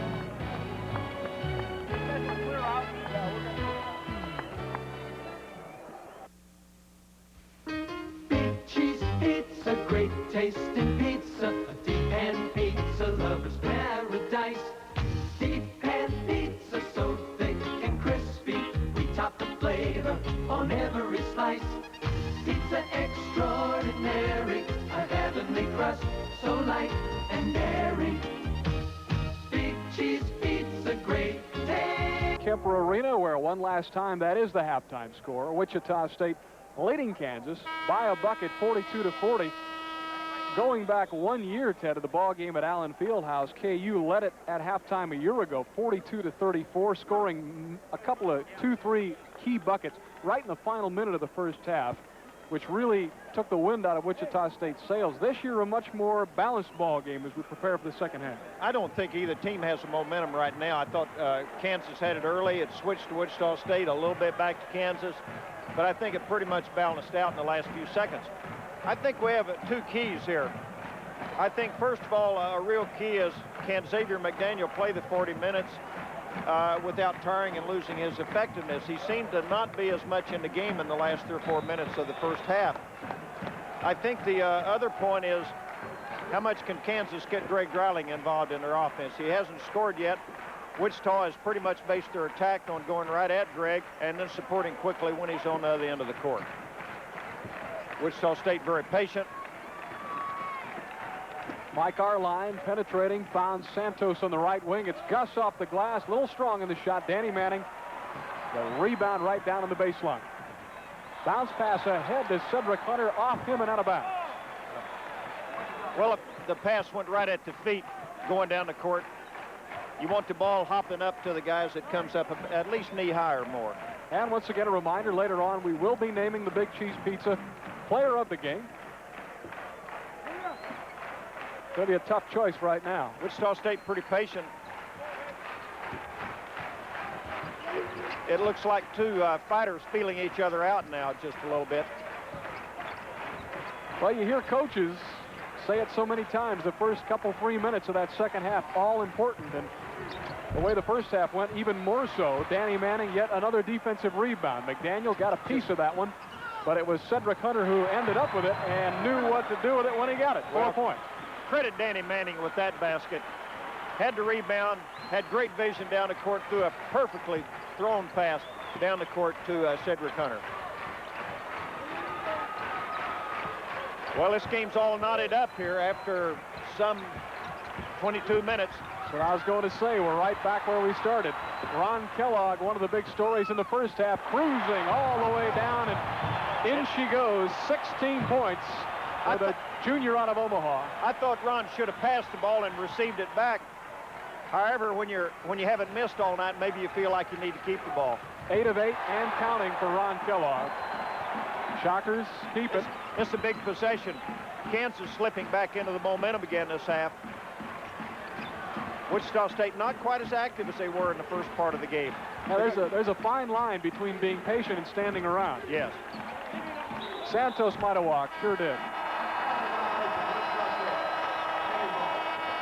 As we get Clint Normore right back in the ball game for Wichita State, replacing Arline. Gene Smithson trying to get someone in there to ignite the Shocker offense, no doubt. Well, this is very important. These possessions, next few 2 or 3 minutes and next several possessions are vitally important in this ball game. Kellogg dumped it inside to Dreiling, and finally Greg Dreiling is in the scorebook. First 2 of the night for the junior out of Cape and Mont Carmel High School in Wichita. Well, all of a sudden you can feel a momentum going in Kansas direction. As I mentioned, I think these next few possessions are vitally important for Wichita State. McDaniel dumps it down low to Henry Carr, who went right around Greg Dreiling. Henry now at 6. Greg standing straight up, not moving his feet, and so Henry's taking advantage of that, just taking it right at the basket. Great pass by Danny Manning. An amazing pass. Wasn't even looking at Dreiling and hit him perfectly. Greg missed a couple of ranked layups, and now a foul. Picked up his 3rd one. Has to be a little frustrated. Had 2 shots point blank. Take a look at Greg Dreiling. Ronnie Kellogg kept it alive there. Ted, it's on Kellogg, his 3rd. Well, in this ball game, losing Ronnie Kellogg early in the ball game could be a big factor in the game. 8 for 8. Shockers again very patient offensively. I think you hit on a key point. I think as much as patient right now, Clint Normore tried to thread a needle. It was really a low percentage pass. And Danny Manning picked up his pivot foot. No doubt about that call. Kansas turns it over for the 14th time. Neither team particularly sharp this time. It seems like both are just slightly lethargic right now. Well, they expended so much energy in the first half, and really, neither team. Well, not only physically, but boy, an emotional drain in a game like this. Someone's going to have to get something generated, and heck of a pass by Gus Santos. He found Sherrod cutting through the paint area. 18 points, Aubrey Sherrod, but a big assist to Santos. Who else? Finally missed one, Ron Kellogg. Kept alive, though, for Cedric Hunter. Gene Smithson upset, and his players couldn't get a hand on that one. Traveled with the ball. No Cedric bucket. Hunter. Right, the travel was on Hunter before he got the ball to Greg. Larry Brown calls Cedric Hunter, Ted, his most improved player. In fact, one of the most improved players he says he's ever seen in his coaching career. Yeah, I made the point early. Cedric Hunter is not a point guard. They're trying to develop him into a point guard, and he might end up being a very effective point guard. They said he's an extraordinary athlete as well as an extraordinary worker, and certainly he'll get there. Meanwhile, back at the ranch, Gus Santos has the Shockers back into a 2-point lead. Manning, again, it's almost like his passes are almost too good for Dreiling. He just gets the ball to people when they really don't expect it. McDaniel way outside, right on the hole, but it comes out. Santos, the offensive rebound, no good. Manning right there for the easy board. Well, Kansas had trouble at Kentucky blocking out in their zone, and they didn't do a very good job that time down the court. The foul on McDaniel is his third. As you look at it again. Well, obvious. Well, we had it there for a moment. The timeout comes with 15:24 yet to play in the ball game. Both teams still trying to get the feel once again for each other here early in the second half. The Shockers lead it by 2. We're back in a minute. 17,000 plus, and it's been a good one. Wichita State continues to lead Kansas 48-46. Ted, though, we were talking during the timeout, both teams a little hesitant here early in the second half. It's what I expected to see early in the game, but we're seeing it here instead early to begin the second half of play. Well, both teams a little lethargic. They're feeling each other out. And the team that comes out of it the quickest and has a little 2 or 3 minute run will win the game. Saw a quick look at Ron Kellogg. What a night he has had. 16 points. He's missed only once from the field. Inbounding to Danny Manning, and we're back to basketball. Kansas in their double post offense. Wichita State in their man for man. And Greg Dreiling can be a real important factor in this second half. Wichita State did a good job supporting on him in the second half, and they're giving him one-on-one coverage this half. Henry Carr down low, unable to answer. Gus, though, tracks it down.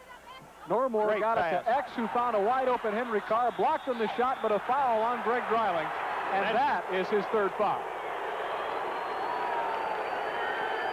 Well, Gene Smithson's, obviously his plan during the game was, Gene Smithson's plan obviously is take it right at Greg Dreiling. Cal Thompson came over, did a good job on the shot. Henry made a reaction. I don't know. Henry took it right at him. Greg looked like he had his hand straight up. Didn't hit down. Ordinarily, if they hit down, they'll call it. You know, that's a pretty fine call there. But now we get Henry Carr at the line in a big ball game. Well, what we're talking about, this is a real key.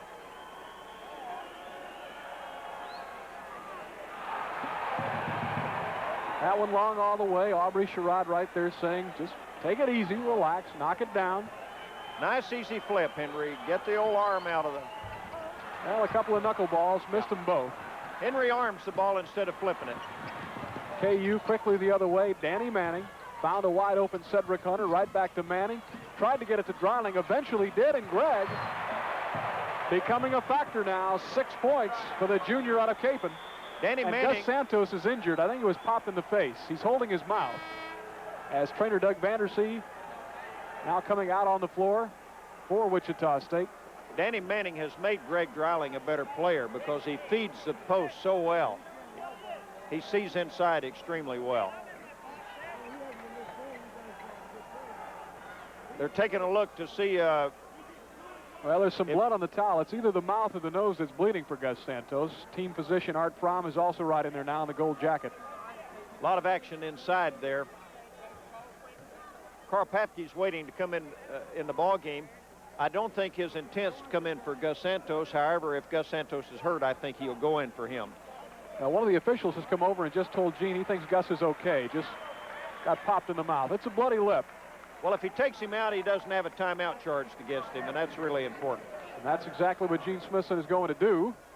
As Santos checks out of the ball game, Carl Papke is in. I just noticed Carl has got a mouth guard.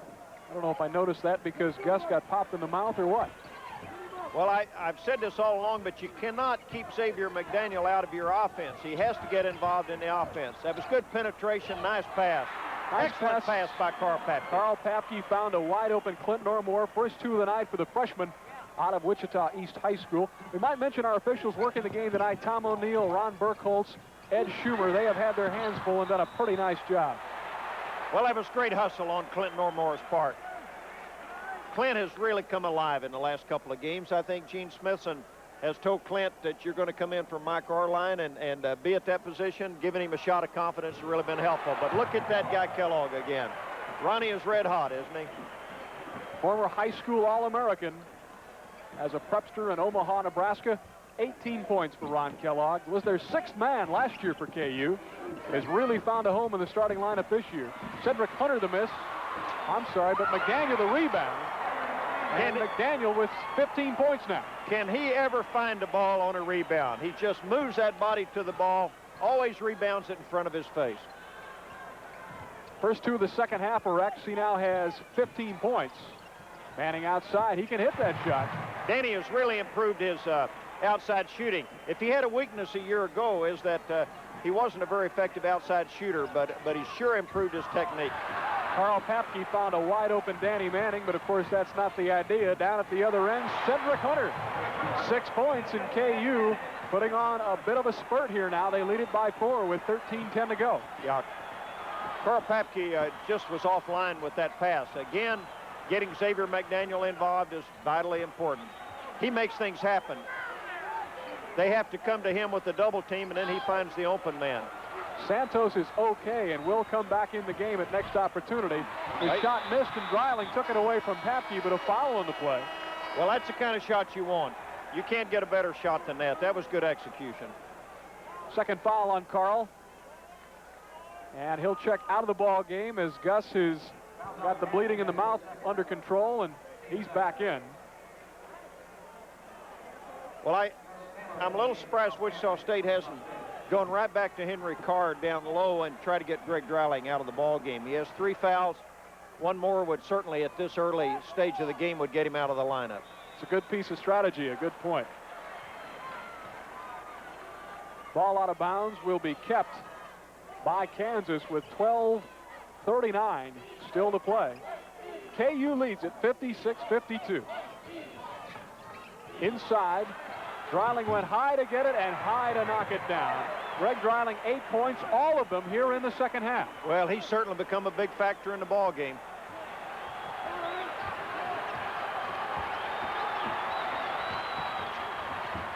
McDaniel penetrates to within 10, went over Dreiling. Henry Carr missed the shot, but Henry right there, right place, right time, 8 points for Hank.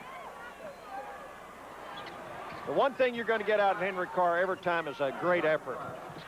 They tried to alley-oop it into Manning.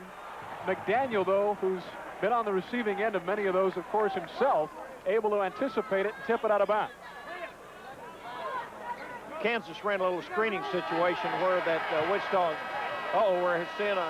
Well, it was kind of just a matter of time. And Larry Brown now exchanging some words with Xavier McDaniel. It began, now Gene Smithson is out on the floor. Both coaches out on the floor. Well, it started between Sherrod and Kellogg, I believe. Now we get technical fouls. Well, that's a shame. It was brewing since the first half. And I really don't mean to point any fingers. Larry Brown is just red hot. They need to get the coaches off the floor, both coaches, number one. We've got bench technicals on both coaches for leaving the coaching box and going out on the floor. That's the reason for the technical fouls. As the players were setting up, we'll try to get a look at it here when things cool down, but okay, well, I'm told we won't be able to show it again, but as the players were setting up to inbound the ball, Aubrey Sherrod was nudging for position. Somebody nudged back. I believe it was Kellogg for KU. And next thing you know, one guy got involved, then another guy, and you saw what happened. But it'll be Calvin Thompson at the line shooting the 2 technical fouls. Bench technicals, of course, being 2 free throws and the ball. Thompson got the first one. Well, you'd hate for this game to go down to 1 or 2 points on a technical foul. It's been such a well-played ball game, great emotion, both teams performing very well. But this is time to keep your cool. The team that keeps her cool and doesn't get involved in a little infighting has a much better chance to win. Aubrey Sherrod now at the line to shoot the 2 technical free throws for Wichita State. Got the first, and that'll make it 20 points for Aubrey Sherrod. So 4 for 4 on the free throws, kind of a push there. Kansas has the ball on the alternating jump. Right. Next time on the alternate possession, it'll be Shocker ball, but this time it's KU. I'd like to see this game quickly get back to the great form it had before that incident. That was unfortunate. Let's hope it's an isolated incident. Manning turns. Shot had a chance, but came off the heel. And they rule it was touched by a Shocker. Must have been McDaniel, so it's KU ball. Hey, it's a TV timeout, right? What's wrong with you guys? Hey! TV timeout! Ball loose on the floor. Aubrey Sherrod claims it for Wichita State. Ahead to Xavier McDaniel. Great pass by Xavier McDaniel.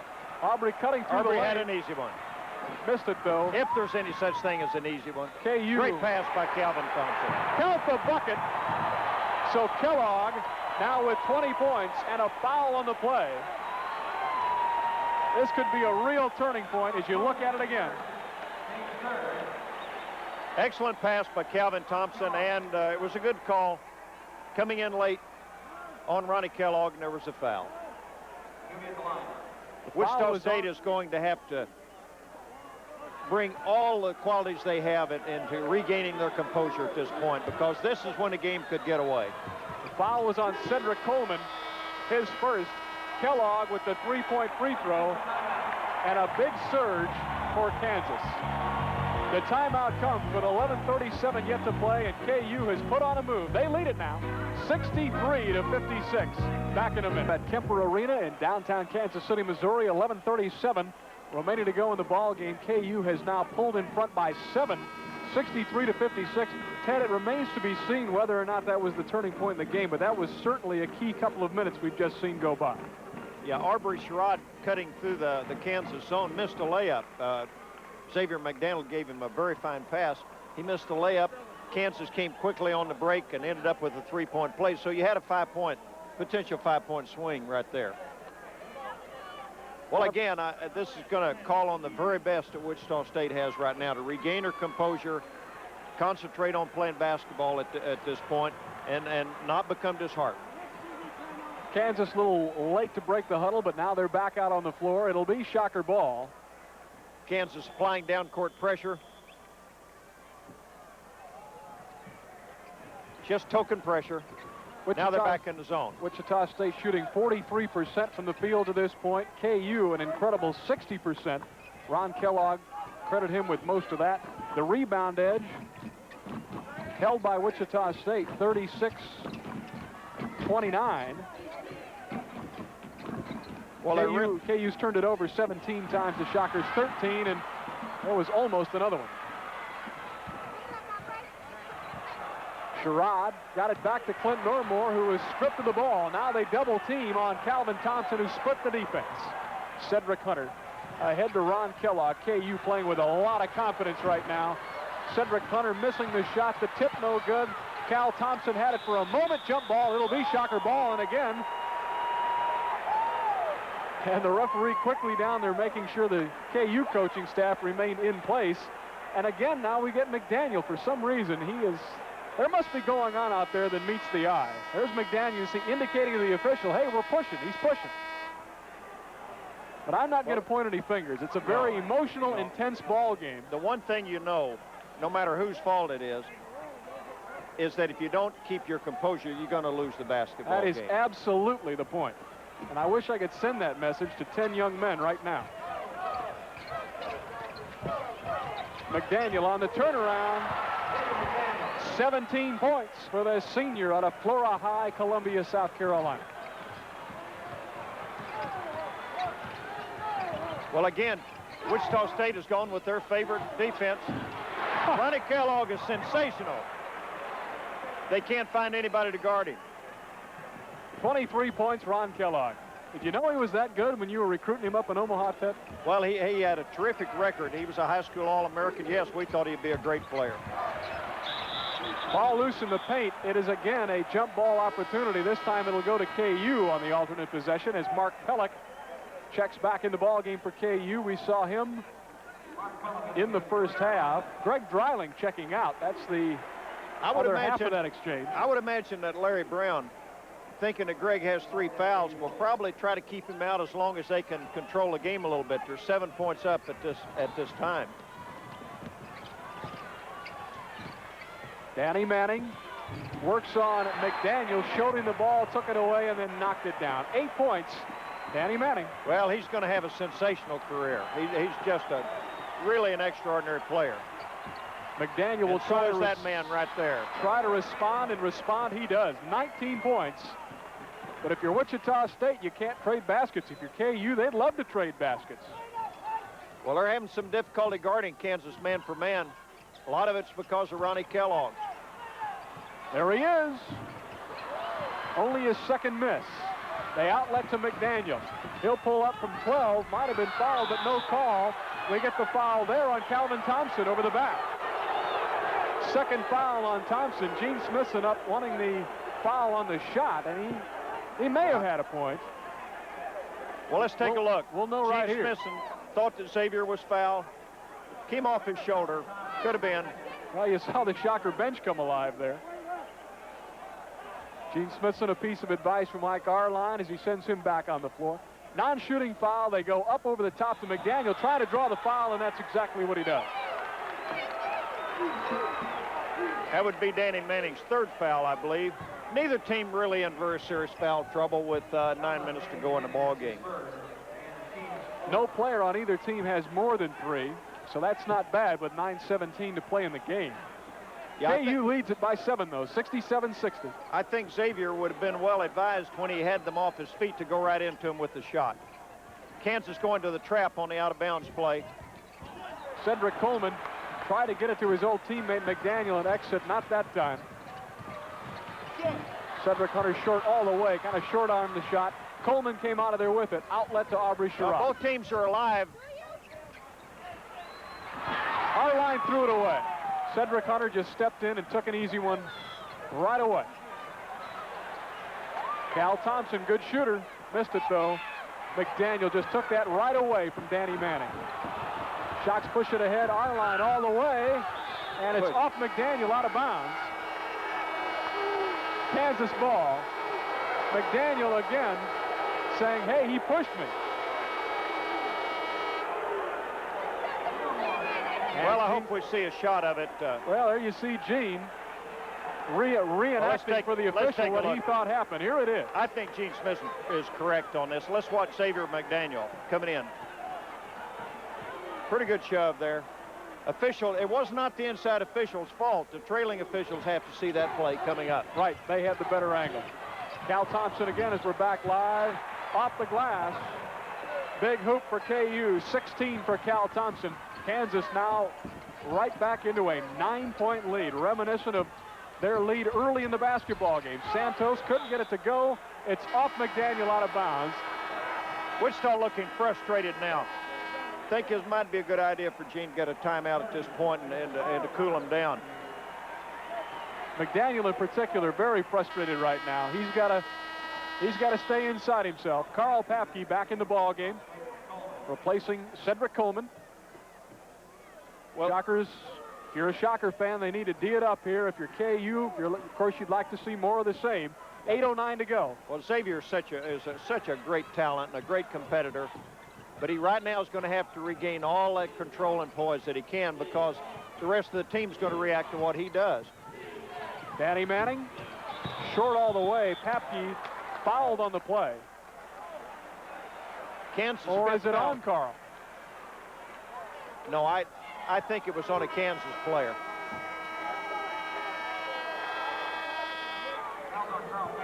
It is on Carl Papke. As we look at it again, that's kind of what I thought. Third foul on Carl Papke, so it's really going the Jayhawks' way. 7:55 to play. KU continues to lead it by 9. Back in a minute. Well, I think probably so. As I've mentioned, and I sound like a broken record probably, but Wichita State has to regain their poise. They have to go down and make each possession count to get in the ball game. Kansas on a roll right now. They're playing with good composure and playing very well overall. I think that Greg Dreiling in the second half becoming a factor in the ball game has really turned it around for Kansas. Wichita State alive on the boards, but all they did was keep it alive for Danny Manning, who finally gets into double figures with 10 points. And KU now with an 11-point lead. 7:40 to go. Plenty of time, but Wichita State needs to begin chipping away right now. Well, this is when the zone really takes good effect. You're behind by 11 points. You get a little bit anxious to try to catch up in a hurry, and you have to play with a lot of poise. Kansas is matching up in their zone. They come down in the 2-3 zone, but they sort of react to Arbor Sherrod. Carl Papke popped open for the moment. Count the bucket. Well, that was almost a continuation call, but the basket is good. That's an NBA call there. Let's look at it again. First two points for Carl. Actually, not a bad call. Not a bad call. I thought that he might have called a foul early, but Carl Papke was on his way up when he shot it, when Calvin Thompson reached in. Yep, kind of looked that way, though, the first time we saw it. The foul was on Pellick, his first, and Pellick took it right out of bounds. It'll be Shocker ball.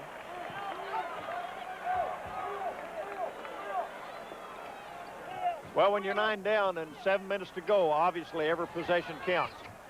Gus Santos popping open, came to the ball, missed the shot. McDaniel.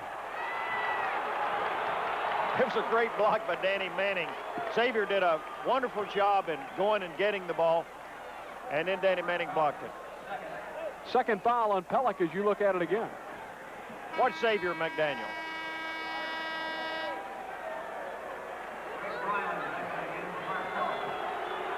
Pellock out of the game, and the big guy back in. There's Pellock. And Gene Smithson quickly countering. He'll get Henry Carr back in the game. Now remember, both Carr and Dreiling playing with 3 fouls each. So that'll be a very interesting head-to-head matchup here. Well, I suspect Wichita will go right inside with the ball. Aubrey Sherrod, pretty good no-look pass to Henry Carr, who fouled. Offensive foul, Henry Carr. 4th foul on Hank. Right back in the game and picks up his 4th foul. Henry didn't have much opportunity there. He probably tried to force the issue a little bit. He needed a little bit more space to operate than that. Didn't protect the ball very well either. Gene Smithson has to stay with him. When you're behind this late in the ball game, you can't worry about saving a guy. They call the travel on Calvin Thompson. I'm not sure he even had the ball, though, but either way, it's Shocker ball. 6:52 remaining to play. KU leads it by 9. Danny Manning is a great passer, but he threw the ball slightly behind Calvin Thompson in. Well, don't be surprised if they don't go inside and find out whether Henry's going to get his 5th or Greg his 4th. Henry balancing on the side of the baseline, tried to bounce the ball off Greg and out of bounds, but KU ended up with it. And in Ron Kellogg's hands, and you know what that means. Unbelievable night for Ron Kellogg. 25 points. Well, that's what every coach wants a guy to do, is perform in a big game, and Ronnie obviously is. Clint Normore negates it with 2 of his own. Kellogg tonight had 13 of 15 from the field. Approaching the 6-minute mark, there he is again. He's been sensational. Not only that, he's been wide open most of the night. It helps when you're wide open to be sensational. 27 points, Ron Kellogg, and the beat goes on for Kansas. They lead it now again by 11. McDaniel fading away. Oh, that's just a great piece of athletic ability right there. 21, Xavier McDaniel. Xavier looks like he might be having cramp problems again. Shades of Japan. He's stretching out in the paint area down low. It's a good piece of observation, Ted. That's exactly it. Manning tried to take advantage of McDaniel's immobility, and now he is really cramping up. Can barely get down the floor. Pick up a loose ball. Don't dribble a loose ball. McDaniel motioning to the bench that he's in big trouble. He's cramping. And an official timeout to get McDaniel out of the game. It's the cramps again. X will try to just stretch it out.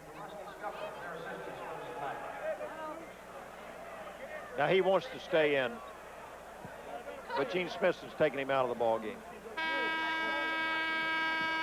And he'll go with one AC Flora product in place of the other, as Cedric Coleman is back in the ball game, replacing McDaniel. But as soon as his legs are sound, of course, he'll be right back in. Tad Boyle, who we saw briefly in the first half, back in the ball game for Kansas. Larry Brown apparently is going to try to save Greg Dreiling from foul trouble. Dreiling is out of the game. Boyle in to replace him. Shocker ball, back to basketball, 5:14 to go. Kansas might possibly spread the ball out, or spread out with the ball. Big turnover. Clint Normore just mishandled. KU cashed it in. That is a big, big play. Great pass by Danny Manning. First two for Tad Boyle. That was such a big turnover. Kansas going man-for-man defense. Gus Santos knocks it down on the baseline, 7 for Gus. The little defensive change bothered Wichita State, caused them one turnover, and that's only the second time in a ball game they've been man-for-man. Nobody picked up Cal Thompson. And count it. Goaltending on Henry Carr. Calvin Thompson credited with the basket. He now has 18 points. And we'll let you be the judge. I think it's a good call. If it had started its downward arc, and I believe that it had, probably a good call. He might have called a charge just before that on Cal, but certainly I felt that that was a goaltending call. It's tough to tell with the camera above the floor, but from ground level, I thought it was a good call. You saw McDaniel back in the game, and he'll go to the line as he was fouled by Danny Manning. And that'll be 4 fouls on Manning, which could be key as Dreiling checks back in the game. Well, Kansas has gone man for man, and they'll have a difficult time, even as good as Danny is, in handling Xavier McDaniel down low. So here's McDaniel looking for point number 22. But the only point totals that matter right now, Ted, are 79-68. I think the next time Xavier gets it down low, if he'll turn over and show him the ball and step through, that he'll have a layup. And then that's when his jump shot really becomes more effective, because they'll start worrying about the drive some. McDaniel tonight at the line, 2 of 3. Neither team has really been at the line all that much. X missed the second one. Kellogg, Mr. Everything, with a rebound. I'll tell you this, give KU some credit. They really cashed in the opportunity when it presented itself.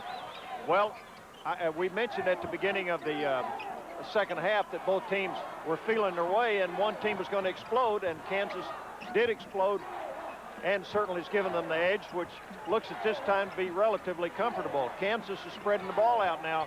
They've gone to their delay game. You know what I just noticed? The score is 79-69. That was the final last year, wasn't it?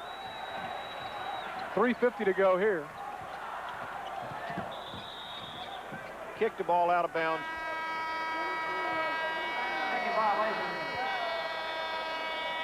Clock will be reset for 45 seconds. And we'll get a timeout. Back in a minute, our score, Kansas 79, the Shockers 69. Ago was the final at Allen Fieldhouse. It's our score right now, but we still have 3:46 to play in this basketball game. Can I go back to that juncture about midway through the second half? It happened quickly, but it appears that's going to be the turning point of this basketball game. Well, I think that it is. The problem when you aren't playing a clock is that Kansas now spread out, and they're going to hold the basketball and make penetration. 45 seconds is quite a bit of time. I say no clock. It's no clock compared to the NBA's 24 seconds. And I think that they'll use up as much time as they can, and then maybe go for a shot toward the end of the 45 seconds every time. Ron Kellogg's 27 points, by the way, a new career high for him. And Wichita State off to a good start as they're able to take it away. McDaniel, 18-footer off the back of the iron. Henry Carr active inside, And the shove is on KU's Mark Turgeon. Only his second foul. Well, Henry Carr had great position, went up for the rebound and did what he does so well. Mark Turgeon might have moved in toward the end. It was a pretty close call. Actually, he was trying to move in and get position on Henry Carr. And again, the thing we talked about, so vital that Henry can go to the line and convert. He's doing so many good things for Wichita State. His effort's excellent, but he has to produce here. We'll stay right here. This timeout was called by Kansas. It comes with 3:34 remaining to play in the basketball game. KU maintaining that 79-69 lead. The timeout situation, each team with 3 timeouts remaining, so no problem there. But Henry Carr at the line, it's something we've talked about throughout the season, and you knew sooner or later it is a 10-point game, but it's a free throw situation in a big ball game. And well, now we're looking into the KU huddle. You see Larry Brown in his second year as the coach of the Jayhawks. I think what Larry's probably saying is he's going to spread them out. He's going to spread them out and use up as much of the 45 seconds as he can. He'd only have to do that maybe 3 or 4 more times. He doesn't want to use it all up. He probably wants to assemble in some pre-designated offensive maneuver, and so with probably use up 30 seconds and then go for a shot. You know, Larry Brown is only in his 4th year of college coaching. He's been around so long, you're almost surprised to find that out, but he spent... Well, he's had success wherever he's been. He not only in college basketball, but extremely successful in professional basketball as well. He's done a fine job with the Kansas program. They've played really good sound and fundamental basketball in his 2 years there. Now Henry at the line. Well, Henry was on line, had a pretty good flip. Just had to put that behind him and go right back up to the line. And he did. 9 points for Henry Carr. He's now 1 of 4 from the line. Wichita State very active. Not in 1-and-1 as yet, but will be on the next foul. The foul on Aubrey Sherrod is his 3rd. Stops the clock, which is what Wichita State is going to be looking to do here, obviously, with 3:32 to play. Well, Wichita State has one problem in their pressure, and that's Danny Manning. I think they can handle everything but Danny Manning. Cal Thompson backing it out. Look for KU to be very patient. Look for Wichita State to pressure like crazy. Well, you're going to see him use 30 or 40 seconds up and then go for one, theoretically at least. Larry Brown, of course, played at North Carolina under Dean Smith, so he knows all about 4 corners and delay basketball tactics. Nice save there by McDaniel. I think Wichita State has to start thinking, who are we going to foul? Greg Dreiling has the first free throw percentage, and Mark Turgeon in that lineup.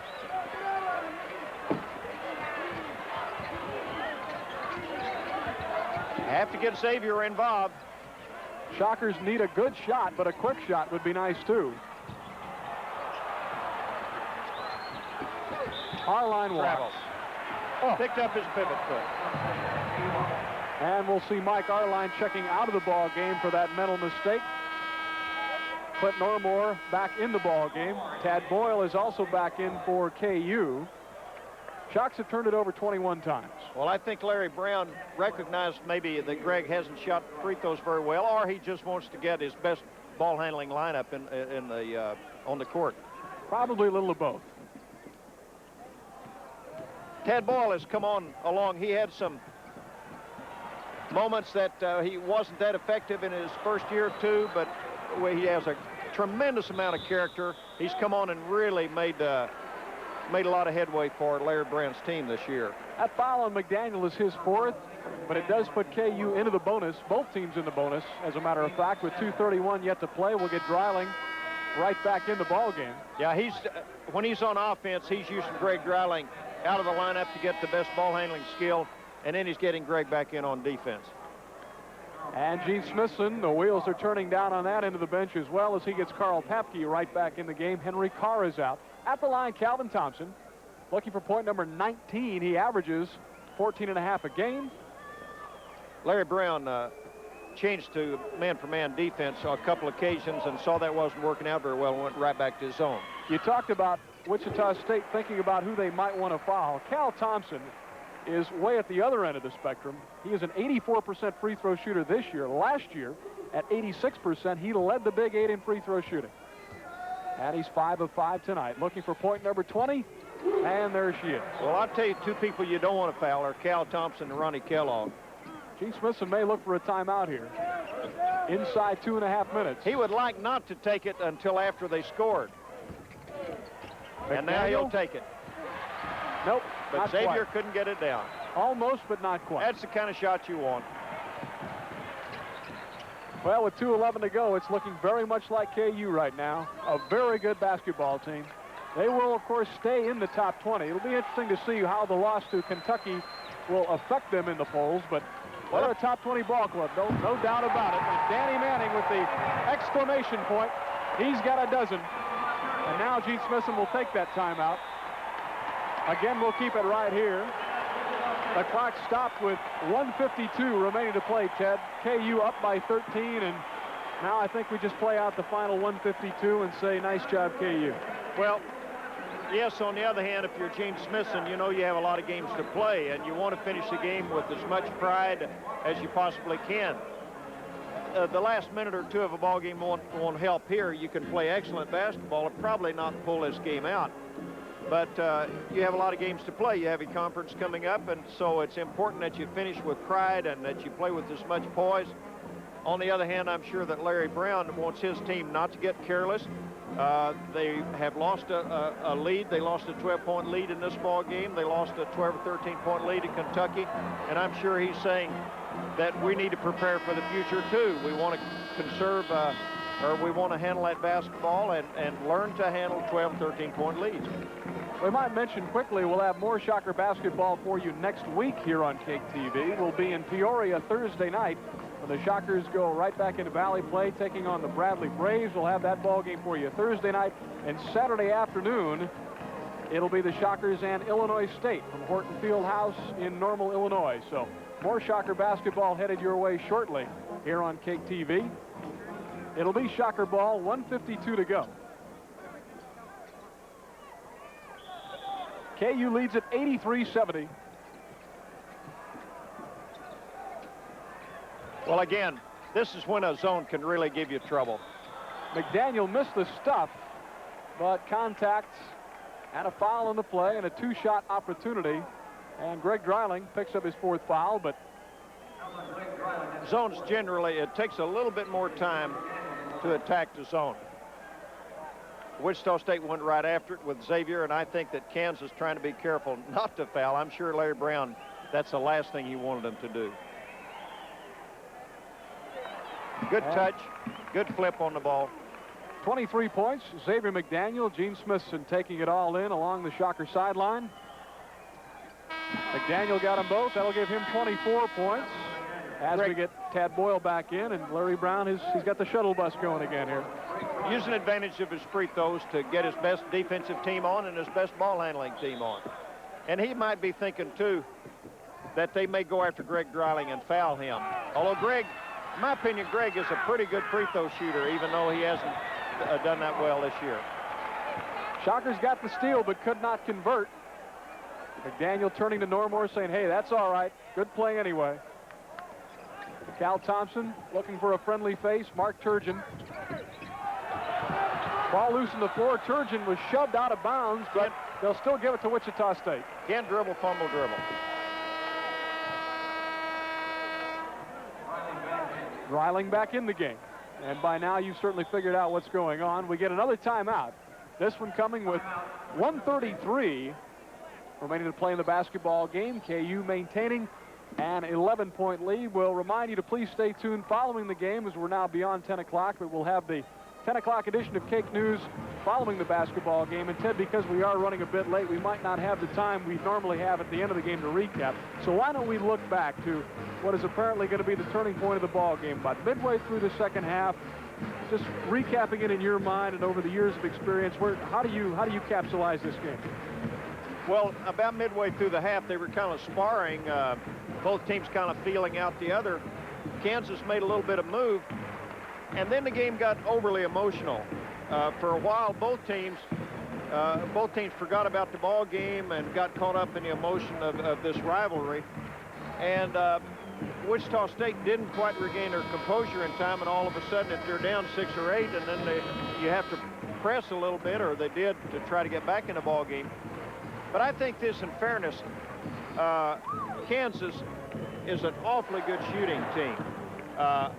Wichita State has to force a lot of turnovers. They're not as good a shooting team probably as Kansas, and Gene Smithson knows that, and that's why he's going to a lot of full court pressure to try to get more shots, to try to pick up loose balls.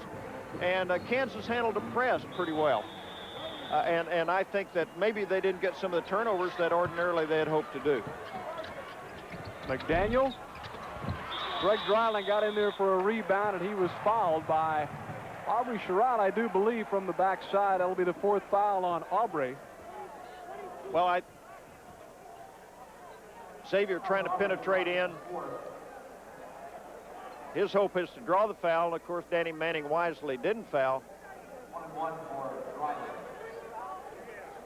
Greg in high school was an excellent free throw shooter.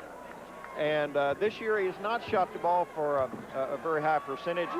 But I feel that his technique and everything's there for him to be a good free throw shooter. Looked plenty good on that one. 9 points on this evening for Greg Dreiling. All of them coming here in the second half. Of course, in his high school days at Capon, he led the Crusaders to back-to-back 5A state championships and is to this day still the #1 all-time high school scorer in the state of Kansas. 10 points for Greg. As we'll get Cedric Hunter back in the ball game for KU. Cedric Hunter back in the game for Pershing. Kansas trying to make Wichita State use up as much time as they can, getting the ball down the court. Just a little token pressure. Kansas has gone to man-to-man. McDaniel got loose down low, got the bucket, and he will go to the line for a 3-point opportunity. 26 points. Xavier McDaniel, here's the foul again. 3rd foul on Cal Thompson. Well, I don't think that it'll be a factor in this game, but when you're ahead like that, the last thing you want to do is foul. I'm certain that Larry Brown had instructed him not to foul under these conditions. But Xavier wisely took the ball to the basket in hopes that he would get fouled, and he ended up with a 3-point play. So McDaniel now with 27 points. And Larry Brown, Dreiling, back out of the game. And KU will put the finishing touches on this one now with 1:15 to go. Danny Manning, great flip to Kellogg. 29 points as Kellogg extends his career high, and another foul on that play. It's on Gus Santos. His 3rd, Dreiling back in. Well, Danny Manning is some kind of basketball player. He passed the ball off the dribble. He does some things that maybe you wouldn't want a player ordinarily to do, but he has such skill that he sees the open court so well. Gene Smith is sort of caught in a bind. He probably doesn't want to pressure KU down the court, but he has no choice at this point in time. Kellogg, who averages 17.5 a game, has 30 tonight. And a little bit of frustration vented there by Xavier McDaniel. That's Karpatke made a very good pass through under the zone. 29 for X. Manning across the timeline. Shockers trapping. Sherrod took it away. He'll cruise in and get it. Does he have any timeouts? Both teams with 2 remaining according to our count. And there we get the foul, which stops the clock with 37 seconds to go.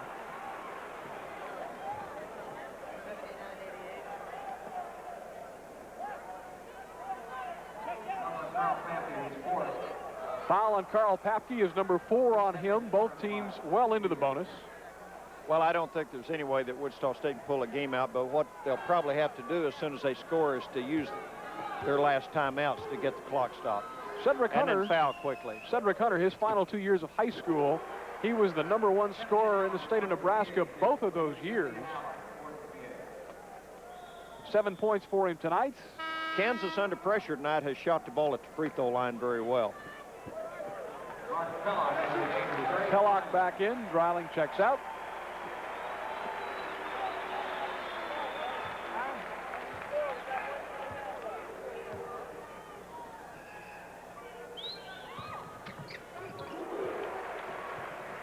Cedric Hunter, 8 points. And now you have to get it inside. You have to get it inside. Just 30 seconds left. Carl Papke strong to the hoop. Pretty good left-handed move. Got to get a timeout. 4 points for Papke, and there is the timeout. It comes with Wichita State calling the timeout with 27 seconds left in the game. Well, no matter what strategy Gene uses, he probably won't win the basketball game, but what you do is you use this opportunity to prepare your team for later games in which they're going to have to use the clock. It's just the old catch-up game that you have to use as soon as you score, get a timeout, foul the opponent, and do everything you can not to let the time run off the clock. This, of course, a non-conference ball game for both of these teams. A tune-up game in some ways, but of course much more than that in other ways. Wichita State, we're informed, has just taken their final timeout. Kansas with 2 remaining. But it's about to be full-blown conference time, Ted, for both of these teams. And well, I think both of the teams are going to be very much in the race for the championship. Oklahoma and Kansas, the 2 favorite teams in the Big 8, and it would appear that they have a real good chance to make a run at it. At the same time, some of the other teams, Nebraska's played awfully good basketball. Iowa State's won some big games. Missouri won a big game over North Carolina. Kansas State has performed very well on occasion this year. In the Valley, a couple of the teams already won big road games, and that's why it's vitally important that Wichita State go on the road next week. Those 2 games are very big games because that's where you gain the edge in a conference race. Tulsa, we understand, got a real test on the road this afternoon at Carbondale, beating SIU by only 2. So life on the road in the Valley can be tough, and the Shocks will get a double dip of that next week. That ball into the KU band, deflected by a photographer nicely down on the baseline. Shocker ball now with 20 seconds to go. They have to score and foul right away. Have to score and foul right away. Have to go inside. Outside shots don't help you at this point. Ball kept alive. Santos fouled. It'll be Gus at the line with 11 seconds to go.